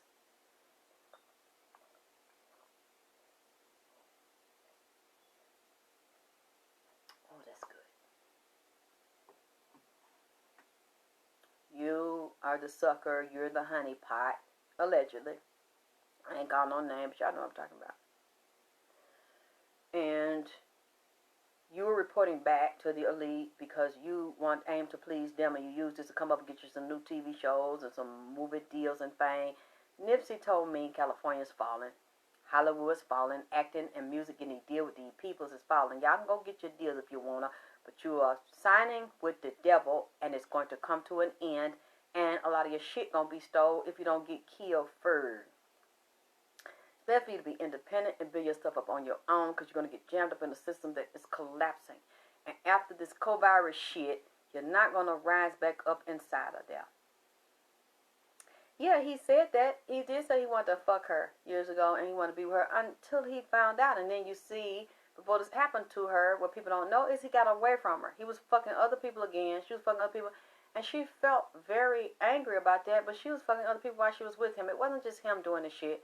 She couldn't manipulate and control it. She wanted revenge. And the other gang members wanted revenge. They wanted to take his stuff and get ahead of him. That's what he's saying. And they knew they were going to do this, and now he knows. He knew that he had been threatened. He knew this was going to happen to him. But he really didn't know everybody that was involved until now, because he can go back and look at past, present, future. He's not dead and gone like people think. Just his physical body's dead. Because I haven't seen, they've killed a lot of their own, and a lot of them have not gotten up and found someone to come talk to and say, hey, let me sit and talk with you, let me tell you this, let me tell you that. And the stuff I'm telling, or the person telling, the stuff ends up coming out. Like Nipsey has done. They weren't expecting this. This is new. Damn, y'all, the phone is going out. I'm sorry. I was thinking I charge it a little bit. Tell me what time it is, you all. Because, oh, God, you see that? That's so pretty. It's my hair. You see that? Can you see that, you guys? Is it just me? I swear I see that. Do you all see that in my hair? Tell me if somebody sees that. Isn't that gorgeous? Absolutely. Oh my God. Hey, Pumpkin. Oh my God. I will try to plug it in. If it can't, I'll just have to come back. I will have to come back if it won't charge. So it is, yeah. You see that? And the candles. Oh my God. You see, it's like a line. Hey, baby. Isn't it pretty? Hey. Everybody says hello. They say neighborhood.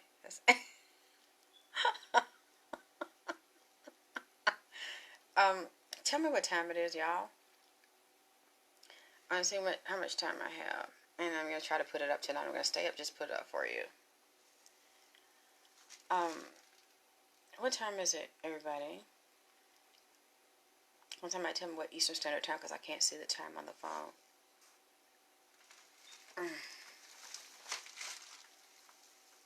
If anybody can hear me or show me Eastern Time. 3? Oh my gosh, is it 3:50? Oh, I better go. You know what? And y'all need to get some sleep. It's 4 a.m. Why are you guys up? And we over here being messy.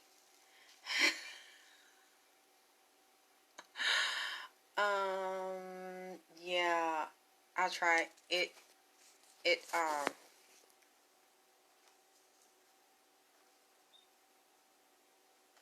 The Queen of Wands, which would also be a Sagittarius, is over this, or trying to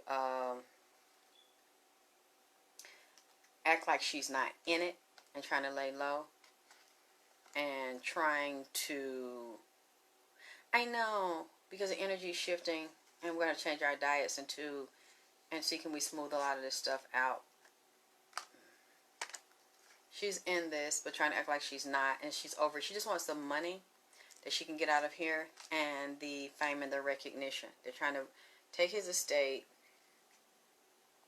and get everything they can for themselves. I'm just trying to hold this phone so it won't come out of the charger, because my cord's not very long. If you want to donate a card to me, you can. Even a phone. Because the cord is so short. What did you say? You know we always got time. Yeah, but you're not going to come back. I'm not going to finish it another time. I'll finish it tomorrow. Hold on. I'm trying to hold still and get the phone. What really bothered me too was when I asked about Kobe and I asked about her and was there something going on here. He's either a drinker, he's having a lot of remorse and depression, and they're with the gang. They have older men over this gang, and they've had a lot of fussing and fighting, and they're fussing and fighting now and having disagreements right now about what happened with Nipsey and trying to keep this quiet and trying to profit off of it and benefit. And she's trying to control this man and control the situation and have this partnership allegedly with Kobe Supreme and this gang and get what they want. And there's drinking here.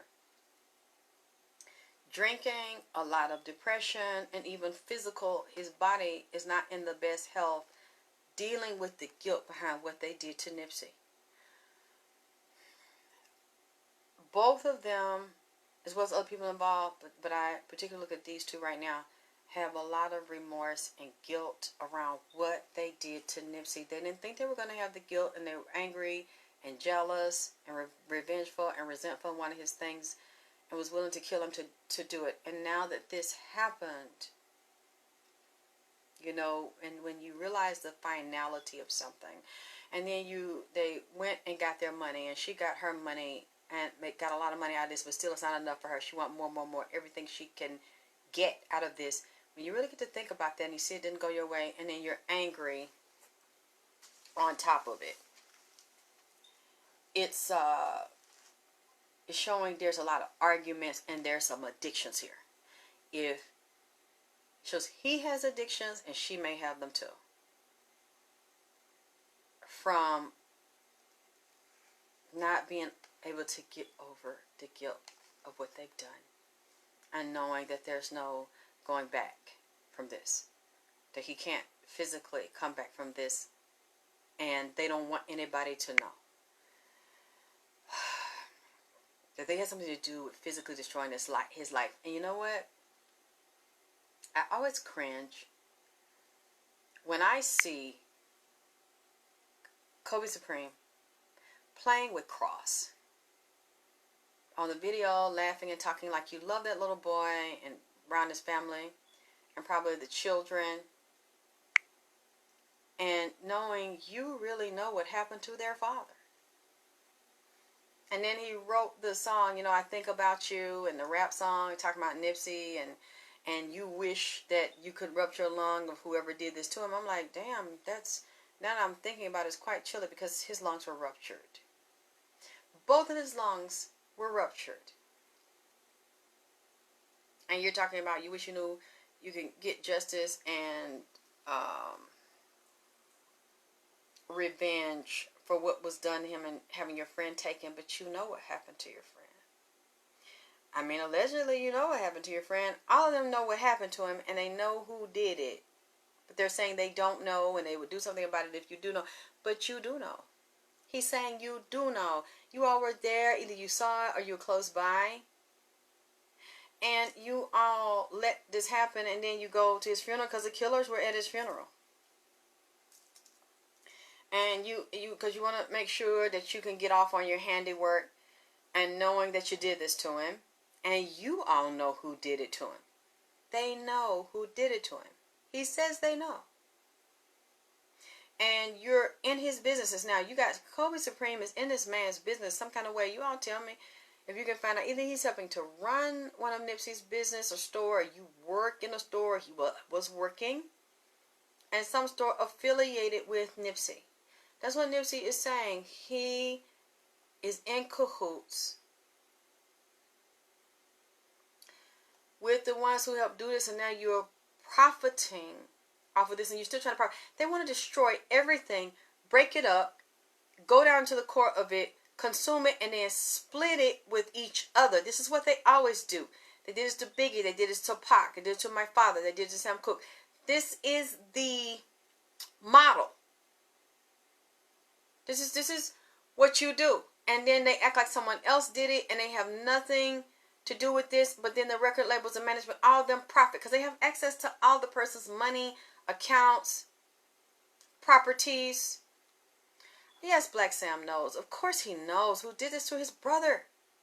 He's not going to publicly say he should not. He got a hit on him. He should watch himself and be careful of what he does and who he talks to as well as his grandma, the mother. They need to protect the grandma and the mama and the devil here, which is also showing me drug use, sex addiction, and drugs. So somebody is selling drugs. between these two. And they're doing drugs.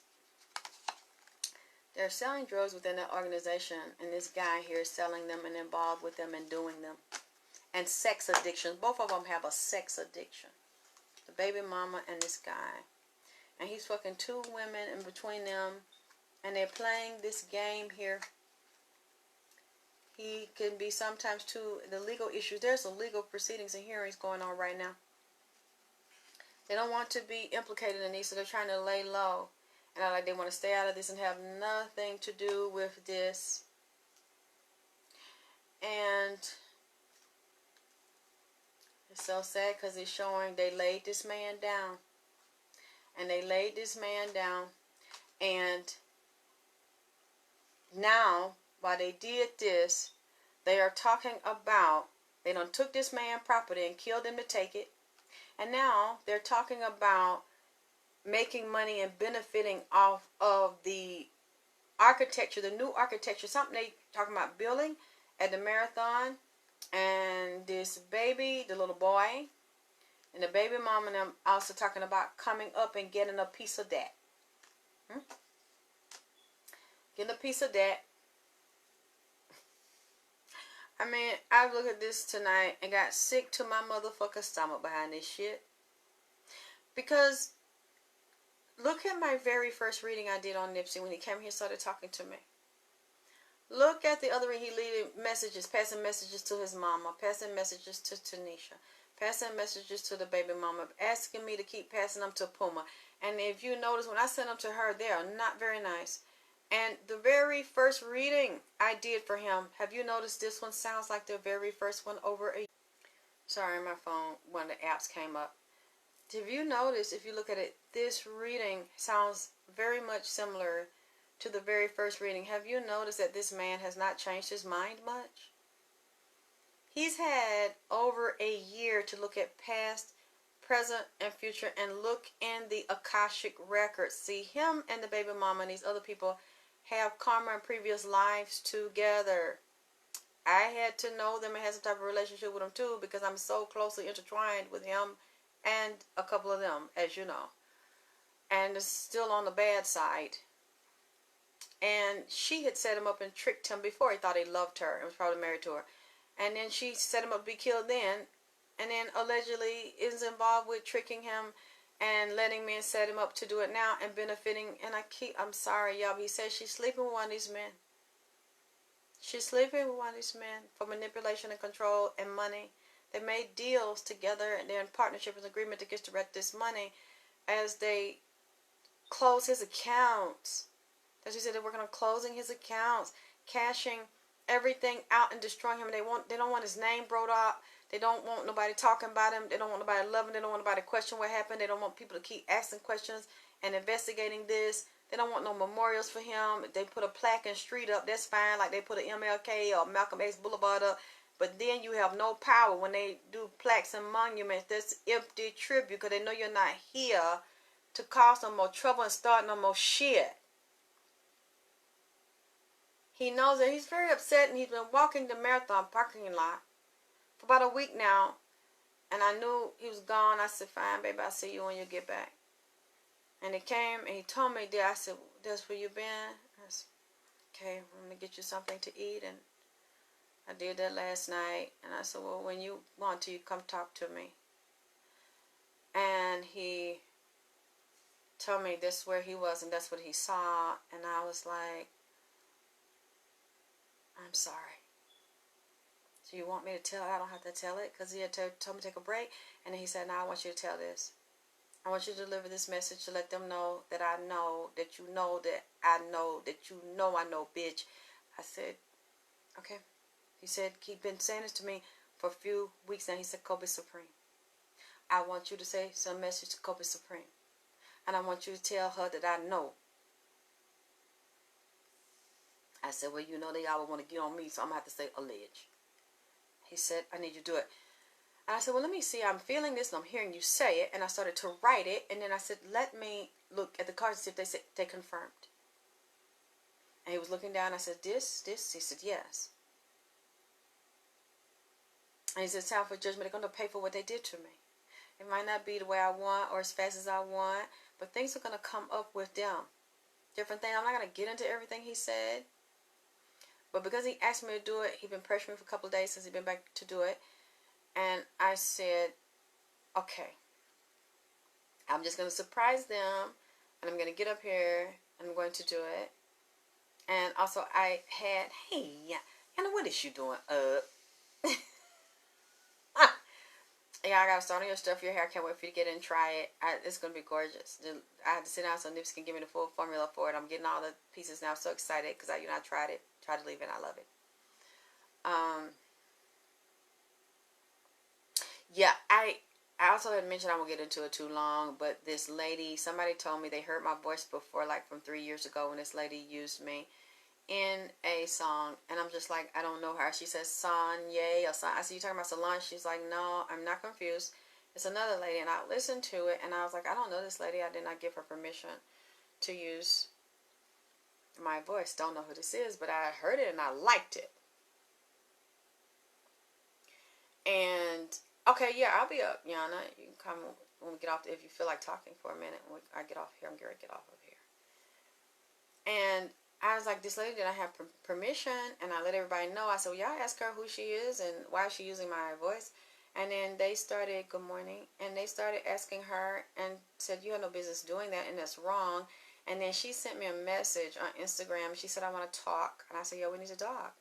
You can't use that without my permission. And she said, well, so we got on the phone. She's like, I tried to find you, and you didn't try to find me too hard. I'm not hard to find. And we talked, and I said, just tell me the truth. Because I do like you, and I think you're cute. I love your voice. I love the way you use my music. So don't lie and fuck it up. Don't piss me off. Just admit it and say you're sorry, and we can talk about it. So she said, okay. I said, I like it. And she bought some 24K. She's like, oh my God, I love Nipsey. I know him. I said, you know my baby. She said, yes. And she said, check your text. It's a picture of them hugging. I said, oh my. I said, okay, you can use it. You can use it. What else you want? She's like, I want that Nipsey cream. And so she bought it. And I said, well, you model it because your skin is so pretty and chocolate. I want the chocolate girls and the brown girls to put the cream on as well as the light girls. I want to see it on every complexion. So I made it. And she's like, would you please tell them that we made up and you made the 24K? Would you call them off? I said, okay, what call it off? So I erased it on my Facebook and I erased it off the Instagram. Like, look, here's her gift. Peace offering. She's my new little sister. Here's the 24K. Here's the, she wants the Nipsey Blue. She wants the Sage. I said, we're cool. And then I tagged her. I said, no, would y'all leave her alone? They like, I said, oh my God, I said, that's right, goddamn hornet's nest, them blue hornets. Oh. And like, you don't do her like that. Why you do her like that? And she's like, late, look, can we talk? She's in the inbox. Can we talk? I know I was wrong. Can we talk? But I'm telling you, I put it on the Facebook. It's nice. I love her energy. I love her style. So she'll get it this week before she leaves Atlanta.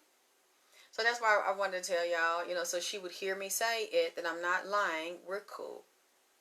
She said she hadn't made any money. I'll let her use it for promotions. But, of course, if you make money, it's only fair to give me. I know people said I shouldn't listen. Then I'm going to go because it's a dumb bitch. I had to get her off my page. And she got mad because I said that nobody should use my property, anybody's property, without their permission. So she says, oh, you're just a bitter old bitch. And I'm like, no. I said, why? Because I have my intellectual property that God gave me. And I own my property. And because someone uses it without my permission, I'm making it public. And I'm saying you have to rectify this with me or stop using it. How does that make me bitter and old? I don't know. I'm going to leave it alone because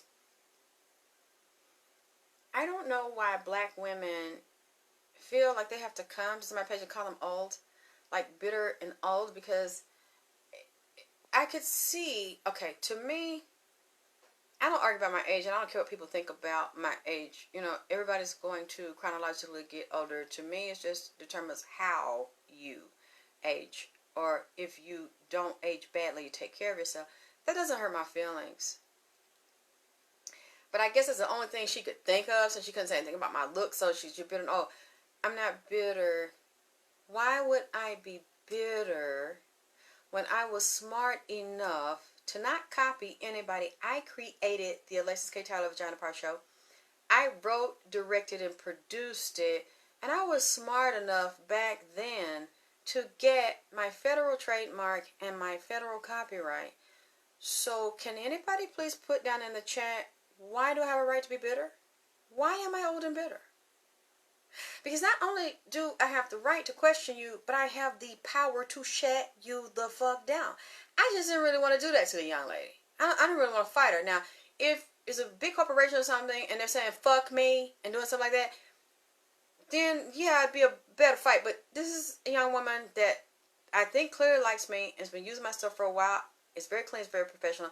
I like the way she put it together. I don't want to bulldog her and bully her if she's willing to be respectful, because I know I'm in the right here. It's my intellectual property. It's my baby. It's my blood, sweat, and tears. It's my life. I took the hellish parts of my life. Instead of being miserable and old and bitter and wrinkled, I chose to take that and find the lessons in it and learn and to share them with you. So can somebody please, now that you know that, I've said this before, people act like they don't know that. Do you own your rights? I don't even answer, because like, why do I have to keep fucking answering? I already told you that. So I can shut you down. So this dumb bitch comes to say that to me. I'm like, you just wanted to start something with me because you're a stupid bitch.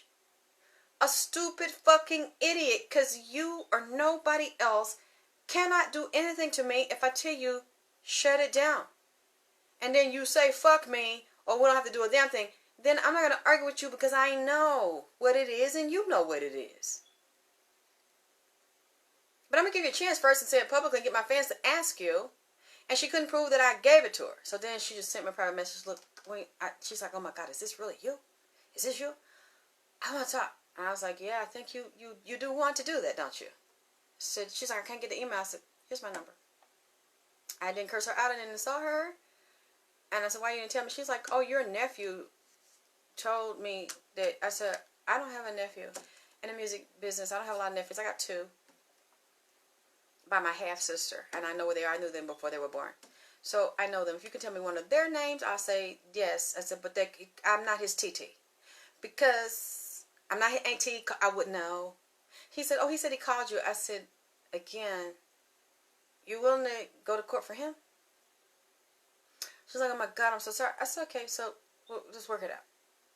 As long as you're not disrespectful, we can work it out. And that was it. We laughed and talked for 3 hours. And she's like, oh my God, I want the cream. I love you. I love Nipsey. I said, no problem. No problem. And I was done. I made her products. I put the picture on Instagram. I tagged her. She tagged me. She was like, well, cool. And I really, if I was old and bitter and miserable, I'd still be in this now, screaming, hollering. I would, get a lawyer and to talk to her and to, I don't want to do that. I really like her. I don't want to do it to anybody, but if you do it to me, it's my stuff. I have a right to stand up for myself and fight for what God gave me. It belongs to me. I never take other people's stuff and plagiarize it. If I want to, if they said I can't use it, I'm done. Thank you. Yes, Yana. And she and somebody else told me they love the cream so much. They said, I wish that you could mass produce it and that you keep it forever because it's so beautiful. And I said, I was thinking the same thing. I said, I can't keep making it by myself. It's too much. And I didn't know y'all felt that way. She said, I love it. It's so smooth and creamy.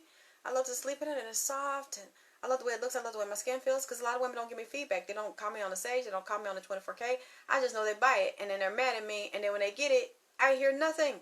I'm like, what does that mean? And they're like, they're quiet because they're happy. You know how black people, if they don't like it, you're going to hear from them. They're not going to be quiet. Even if you see it online, they're going to be talking shit. In a bad way. But that's what I want want to know what you all thought about that. Does that sound like a bitter person? Especially when I'm not stupid like people think I'm stupid. Because I talk country and I crack jokes and stuff. I don't joke about stuff like that. So I have no reason to be angry because you can't take it from me and then I not do anything because I don't have the rights. You don't have the right. I have the rights. I just feel like I don't have to brag around my mouth about this stuff. When it's time to be serious, and I let you know I'm really not a dumb bitch. Not bitter either, even though a lot of bad things I have a reason to be bitter. But when it comes to business, I'm not gonna get bitter with you. I'm not gonna get mad at you. We're gonna get even. I'm gonna get even. I'm gonna make you wish you hadn't. I'm gonna spank your ass. Or we're gonna come to an agreement because it's my stuff. Okay? It's my legal stuff. It's not just my stuff because I made it. It's my stuff because I made it legal. So that's why I can stay very calm. And we can work it out or we can duke it out. Because I know I'm right. So there's no reason for me to be bitter and upset with her. I was very calm. I said, you don't have to do it. I said, no. What do you want to do now? What do you want to do? This is what I'm willing to do. And she said, really, really, thank you. I'm not going to tell you everything we agreed to, but we talked. And I said, and what we're going to do this time, we're going to put it in writing. How do you feel about that? She says, I'm fine with that. I said, okay, we're going to discuss the terms, and we're going to put this in writing. So we won't have this problem again, okay? All right, baby. Let me make your cream. And I'm going to put it up on the Instagram so they'll see that we're cool and they'll come out of your ass, okay? So that's what we did. And I said, I'm going to, she's like, would you let everybody know? I said, they can leave me alone. I said, I'm going to let everybody know. So even though I was tired, I said, let me come on here because it's late and let everybody know that I'm not mad at her. She's a sweet baby. Well, she seems like a sweet baby, so I'm going to tell you she messes up. But she lives in L.A., and she lives in Atlanta, and she knows Nipsey. I think I showed a picture when I saw it. And when she saw it, I was like, oh, wow. I said, see, that's not a fan picture yet. She said, no, I knew him. I was in the studio with him, and she said he was the kind of guy. She was on one floor, I think he was on another floor, but they would come up and talk to each other. You have to go past each other. She said Nipsey had this screen, and he would be playing motivational and educational things so that everybody that was in there working could take a break, and get the training. He just give it up for free. And she said everybody could hear it, and they liked him, and they learned from him. He was always teaching something. And then he would sit and talk with her a long time to tell her about the industry, the pitfalls, what to do, what not to do, what to avoid, and why, and what types of people to avoid. And I said, so he didn't try to screw you or nothing, like all these people saying he's such a dog. She said he never did that to me. We would talk for hours, and she said I loved him. He was such a good friend to me. And we took a picture together. She said, hold on, because I was a little upset with her. And she started talking, and then she sent me that. I said, okay, I'm not mad. Okay. I'm not mad, okay. What do you want?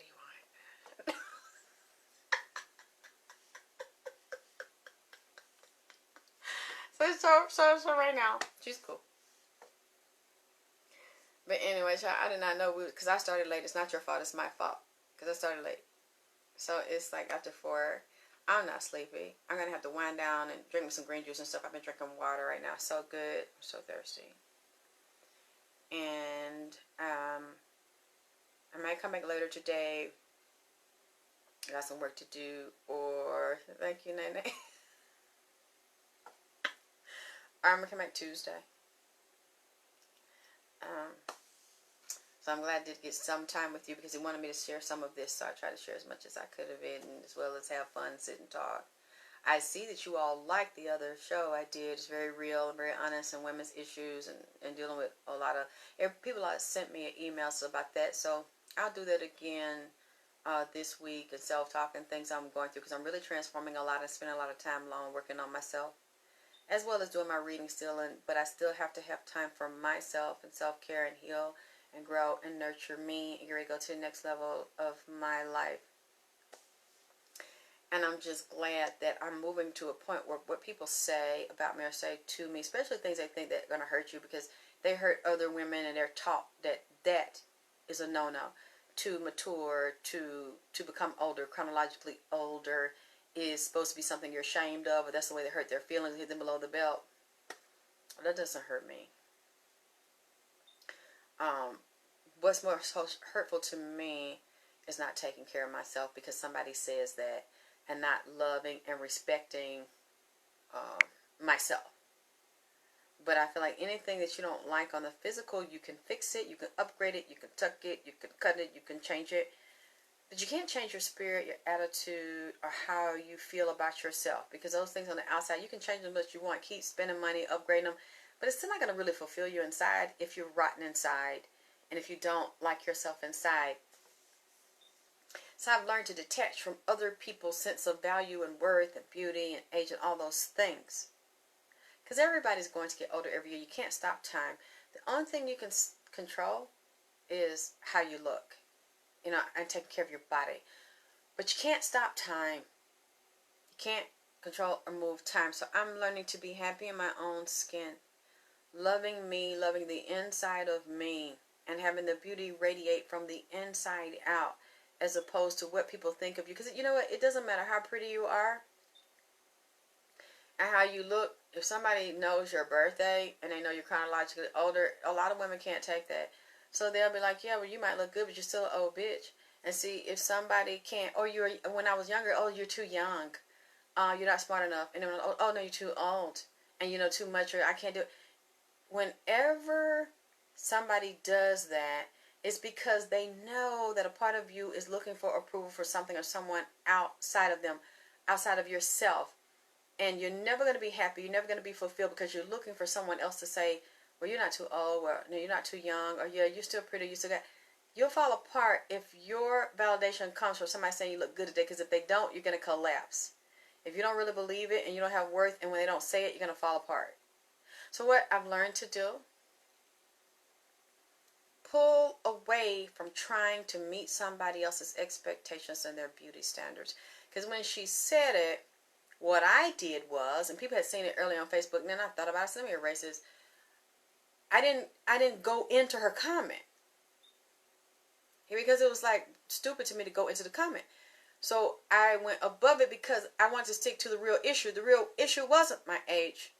The real issue was the violation of my rights when I'm the owner of my intellectual property and using my property without my permission. That was my issue. Not what you thought about what I looked or don't look at what my age is or is not. You're right, no, but no. See, that's not what the debate is. You're a dumb bitch, and you clearly like watching an old bitch. You know what I'm saying? You like me, bitch. You like watching me, bitch. You're not on my Facebook friends list, but you come over here and you watch whatever I say. You might be chronologically younger, but you're not that fucking cute. You're goddamn selling, bitch. I'm looking at your mouth, bitch, and it look like it's cracked around the side, like you've been taking too much dicky and sucky in your mouth, and you need to get that bow tie or that snake venom, bitch, around your mouth, because it's cracking around the edge like you took too much dick. So why are you worried about me? You need to make sure your own goddamn mouth don't look all around the edge, bitch, and let them shoot that needle around there, and that bow tie can numb the side of your mouth before you suck dick tonight, bitch. That's what you need to watch. Look at me, cause I've seen this bitch on my page plenty of time, and I never took it serious. She never said no slick shit. But today you decide to go there, so I went and looked at her. I'm like, okay, she's not a bad. I can still give her credit with do I don't like you. I'm like, okay, she's not a bad looking bitch. But at the same time, bitch, you not the baddest bitch either. And bitch, it's not like you look like you 17, bitch.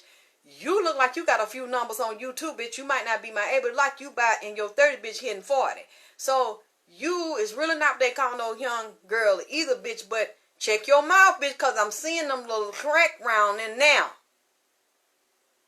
Where you done stretch your A, bitch, you do your ABCs and shit, bitch. A, E, I, O, you bitch, you're stretching it too long. You said I'm an old bitch, you need to get some lessons from me, bitch. Because I'm not an old bitch, I'm a seasoned bitch with some grown woman pussy. Some GWP, not busted old bitch. Like a gutted out chicken. You need to have friends like me, whore. All that and get rid of to clean that out so that nobody know what you do at night. See? You know what? I don't know, but I can shoot you up or something, bitch. I mean, you know. That don't hurt me, bitch, cause you still be jocking me though. Y'all younger bitches. I ain't gonna say young, cause you not that young. Younger bitches be over here. Listen to what I say, watch what I do, looking in my ass and shit. Bitch, I don't know you like me, bitch. I'm excited, I'm a fascinating bitch to you, cause you stay over here.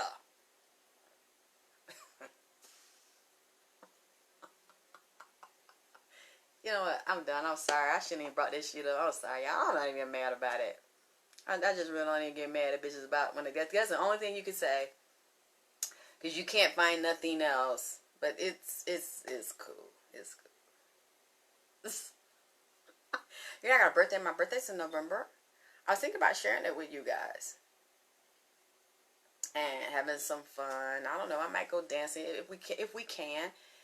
If the COVID thing is not so bad. Or I don't know. I might dance by myself or something in the house. I've never done it. I said I might throw myself a party this year.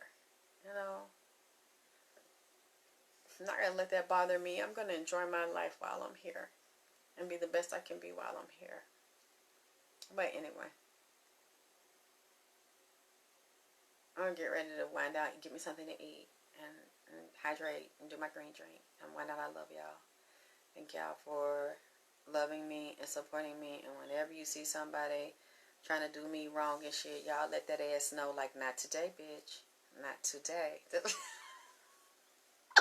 Not today. That's why I'm telling you that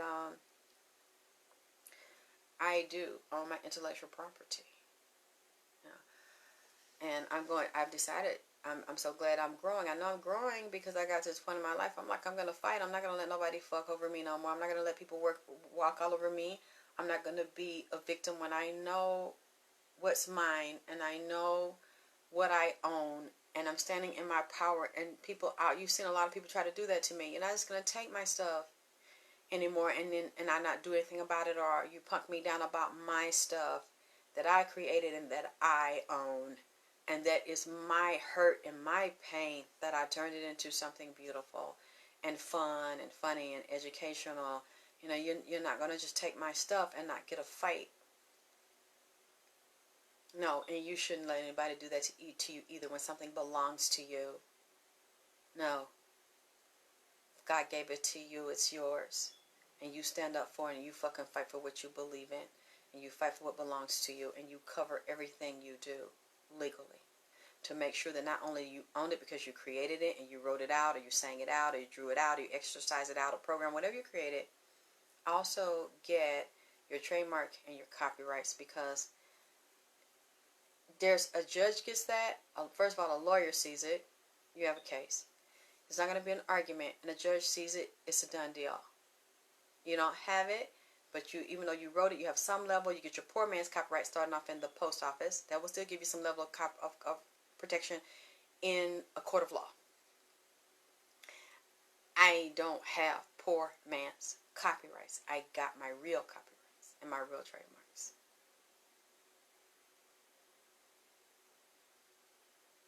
So people can say that, oh, Lonzo, this, do you do? I don't answer. I don't have to answer you. I don't have to. I mean, because that stuff is public. You can see if I'm lying or not. It's public. You can go look me up. You can check my footwork. You can type my name in. It's public. I've just learned, don't argue with people that are irrelevant. The only one I would have to prove that to is when I'm with an attorney or when I'm in front of a judge. That's the only person. People that want to be nosy and want to know your business, they ain't going to help you. They ain't going to give you no money. They ain't going to do nothing about it. I don't have to explain nothing to them. You know, it doesn't really matter anymore to me. And I'm glad I can let that shit go and not be so fucking super sensitive. Every time somebody says something, I got to prove this, I got to prove that, I got to say this. No, you don't. You have to believe in yourself, and you have to know how to stand up for yourself and fight your battles in a way that you win because you have legal documentation, not because you run your mouth.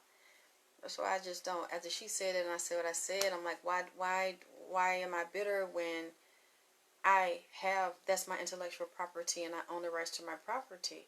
Oh yes, it's just because you're old and dumb, bitch, and I'm okay. I'll be that. Just take the dumb part out though. Because I'm not dumb. The other stuff is cool, but I'm not dumb. But I don't have to prove it to you. You don't have to prove anything to anybody but yourself.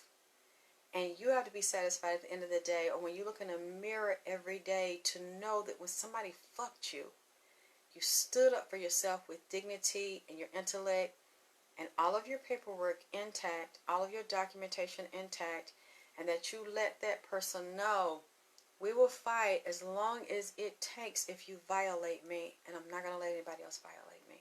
I spent my whole life being violated. My own mother from the very beginning of my life violated and said it wasn't valid. And I used to let people do something to me and justify it because she said it wasn't valid, and nobody treated me and my family like it was valid. So it's easy for you to feel like your life is not worth nothing. If everybody around you always want to fuck you over, take your stuff, and then tell you deserved it, you're nobody, you're nothing, you're too young and dumb, and you're old and you're dumb and you're stupid. If you keep letting people do that, they'll take your stuff and they can sense you don't believe in yourself. You want more love from them and validation from them than you want it from within. I'm past that point now. And so that's why I did what I did today. And I said, no, I deserve to stand up for myself and take up for myself, because I know that I'm right and I know that this belongs to me. Now, I'm not going to stab you. I don't want to stab you just because I can do it. How do you want to proceed? Because I would like to negotiate this. Because if you don't negotiate this, you know what's going to happen anyway. I don't want to do that. Do you want to talk? And I said, I want to see, have I grown? Am I different? I just want to do this to this woman and I want to get out because she did it to me. I'm like, I don't want to do that because you did it to me. Because I liked her and I liked her music, I thought she was a pretty girl and I thought she had a beautiful voice and I liked her style. I didn't like how she did that, but I liked everything else. And I said, what would you like to do? Because this is what I would like to do. Now tell me what you would like to do. We ended up laughing and talking like we knew each other. So that taught me a lot about how I was willing, instead of just to duke it out with her, I was willing to take it somewhere else. See, can we be like sisters? Because they want to see us fight each other anyway. How can we not do that to each other? Because I don't want to do that. You want to do that to me? She's like, I don't want to do that. So let's show people that we can do something else. I looked at the phone. She's like, girl, I got to go. We've been on here 3.5 hours. I wasn't even looking at the time because I really enjoyed talking to her. And I said, I'm going to make this for you. And I took the pictures and she put them up. I put the pictures up. I was like, Miss Hearn, of course I'm going to watch her now. I didn't say I'm going to watch her. I'm going to see how she performs, how she acts. And she has integrity. We made an agreement. And now I will rescind it if she doesn't do what she said. But I'm going to give her the benefit of the doubt. I'm just not pressed about it because I already know what it is. But I'm going to let her, if she does, I'm going to let you all know. And if she does, you're still going to know because you're going to see what I do if I decide I want to do what I discuss. I'm going to surprise you. I'm not going to tell you. I'm not going to tell you whether I do it with her or whether I'm doing it on my own. I'm still going to do it on my own because my father and Nipsey want me to sing. They want me to sing again. So I can't do a lot of talking. I still got to fix the orders. And because now I got to go back to practice. I got to get my teacher. And I got to start back singing. Nipsey already picked the 2 songs. He's messy. Okay? He already picked the 2 songs that he wants me to sing to him. My father picked his songs he wants me to sing to him. So I got these 2 men I got to please. My father and Nipsey. So I got my homework. I know the basic structure of the 2 Nipsey has. I know those by heart. I just got to perfect them and work on the music and being in sync with it. And then I got to listen to the ones my father wants. So I'm going to share it with you all. But those 2 had said, you need to take a break. My other stuff is tiring you anyway. And you need to develop your gifts. And you need to sing some more. So I know people have been asking me, what are you going to sing? I'm like, y'all, I can't do all of this. Because I'm exhausted. I can't stay up all night making the products. Do private readings. Make them from scratch. Package. And then get them shipped. And then sing too. Some days I'm so exhausted I cannot because it would tear up my body. When you're singers know this, when your body is very tired and you haven't slept, you don't want to get up there and sing. You'll tear your voice up. You'll damage your throat. And that's why When I was trying to explain in the last video, people said, "Oh, you changed," and I'm like, "You damn right, I don't scream anymore." Because now I'm starting to work on myself and heal and have self-respect. I don't scream. I don't smoke all the cigars every day anymore. I don't do all that hollering and that fucking screaming. I have to really watch it. And if you notice, Michael Jackson, Janet Jackson, Prince, they didn't do screaming and hollering and stuff a lot because it damages when you have a voice, you have a singer's voice. You can't do it. So it's not because, oh, another person's in me. It's no, because I finally, for the first time, I have self-respect. And I have value for my voice. I have value for my larynx, pharynx, trachea. And I talk to doctors and voice coaches, and I realize you don't do that. It's you don't even sing a certain way. You don't sing out of the throat. You sing out of the diaphragm. You don't scream. If you're nervous, if you're tense, you're trying to hit a note and you can't because you're nervous, so you go into the throat. You want to shut the fuck up because you'll tear it up and get nodules, knots and stuff on your vocal cords and maybe not ever sing again. So that's why. Because I finally have value and I've become more respectful of myself and my body because you all said you liked the voice. And you all found value for the voice. So you helped me find value for the voice. 2. So I said, I'm not going to abuse and do this and try to prove something and act all hard and all the screaming. And people will love the screaming. And I'm like, no, if I have to do that, then you don't really like me. You don't really support me. If I got to do something to hurt myself to make you feel like I'm solid and I'm secure and all that screaming, all that smoking, I love the cigars. It looks really sexy. It's really cool. But I don't now that I know that it could destroy my vocal cords. So I do it every once in a while as opposed to doing it all the time. And I don't talk loud. I really have to discipline myself and learn how to love me and respect me. So that's what that is. When I really try to control it. And then I feel more like a woman now. I don't feel like a little girl that I gotta scream, I gotta show you because I look dainty on the outside, I gotta show you I'm not gonna do that anymore. Because when I damage my voice, they ain't gonna pay my bills, they ain't gonna get surgery on my fucking throat and voice box. I'll be stuck with that. And I'm not willing to sacrifice myself anymore. I'm not Jesus. I will never be Jesus. And I'm not gonna be crucified for anybody anymore. So if you don't like it, and you don't like the new me, you don't like the more confident, the smoother grown woman, you don't like the smooth taste of that, then go find somebody else. Because everybody ain't going to like me no way. I'm very confident. Not one person's going to like one singer, one model, one look. It's going to be always a segment that you get. But you're not going to please everybody. Every person on the planet, you're not. Your group that was born for you will be for you. But everybody ain't trying to do everything for everybody and never saying no. You'll be a miserable person. And these people won't respect you because you never say no. And you don't stand up for yourself and you don't fucking fight. I'm so glad I finally got to a place in my life where I fight. And I'm like, but I learned a way to do it where you don't walk. It's a way. Sometimes you can't. So it's like, fuck it, let's go. Because some people don't want to negotiate, do the right thing. But I want to learn now. If there's places where I deal with certain people and we can work it out without the fighting and the cussing, fuck you, and I'm whooping your ass, I'm going to be at your door, then I want to see, can I do that? Because that doesn't always mean you're tough. Because you can cuss everybody out and beat their ass. Well, eventually you're going to meet your match. You can't beat everybody's ass. You can't fight and resolve everything with fighting and screaming. It depends on how the person's built inside. You know, mentally, emotionally, how they're built. That doesn't always work. Force and aggression and insulting doesn't always work. So I'm glad that I can open my mind up and expand my consciousness and grow. And just be a woman. You know, to be a woman and learn to navigate every situation based on the circumstances and the energy of the people that you're dealing with. And where you are, and if you want to grow above that and beyond that and become bigger and better and more of not just a human, because it's really not a human thing. On the outside, not the look. It's the mental, emotional, and the spiritual energy of the being that's encased in the body you're using. The costume you're using while you're moving around here, because the body is just a costume, it's a vehicle.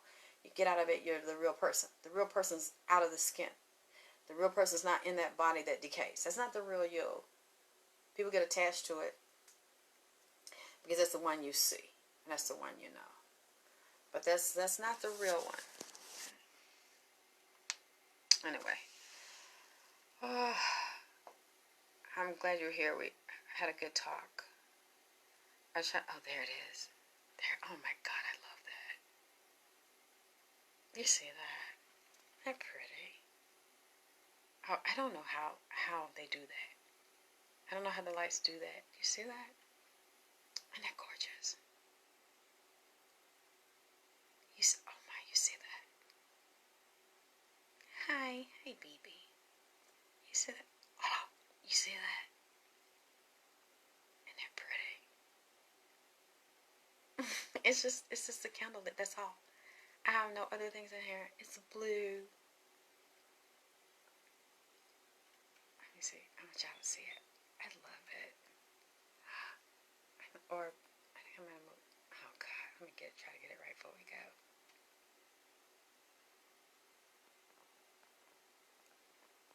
There.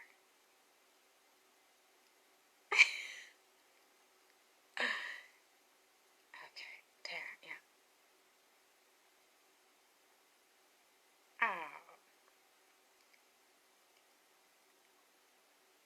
you see that? Okay. I know. I'm childish. I was like, that's so pretty. Okay. Oh look. See. Ah, it's so pretty. Okay. I go. And click like and share on the video. I have probably like 5. Let me lay my ass down. And I'll try to come back tomorrow and finish it. Oh, that's so pretty. Look at there. Blue. Yeah.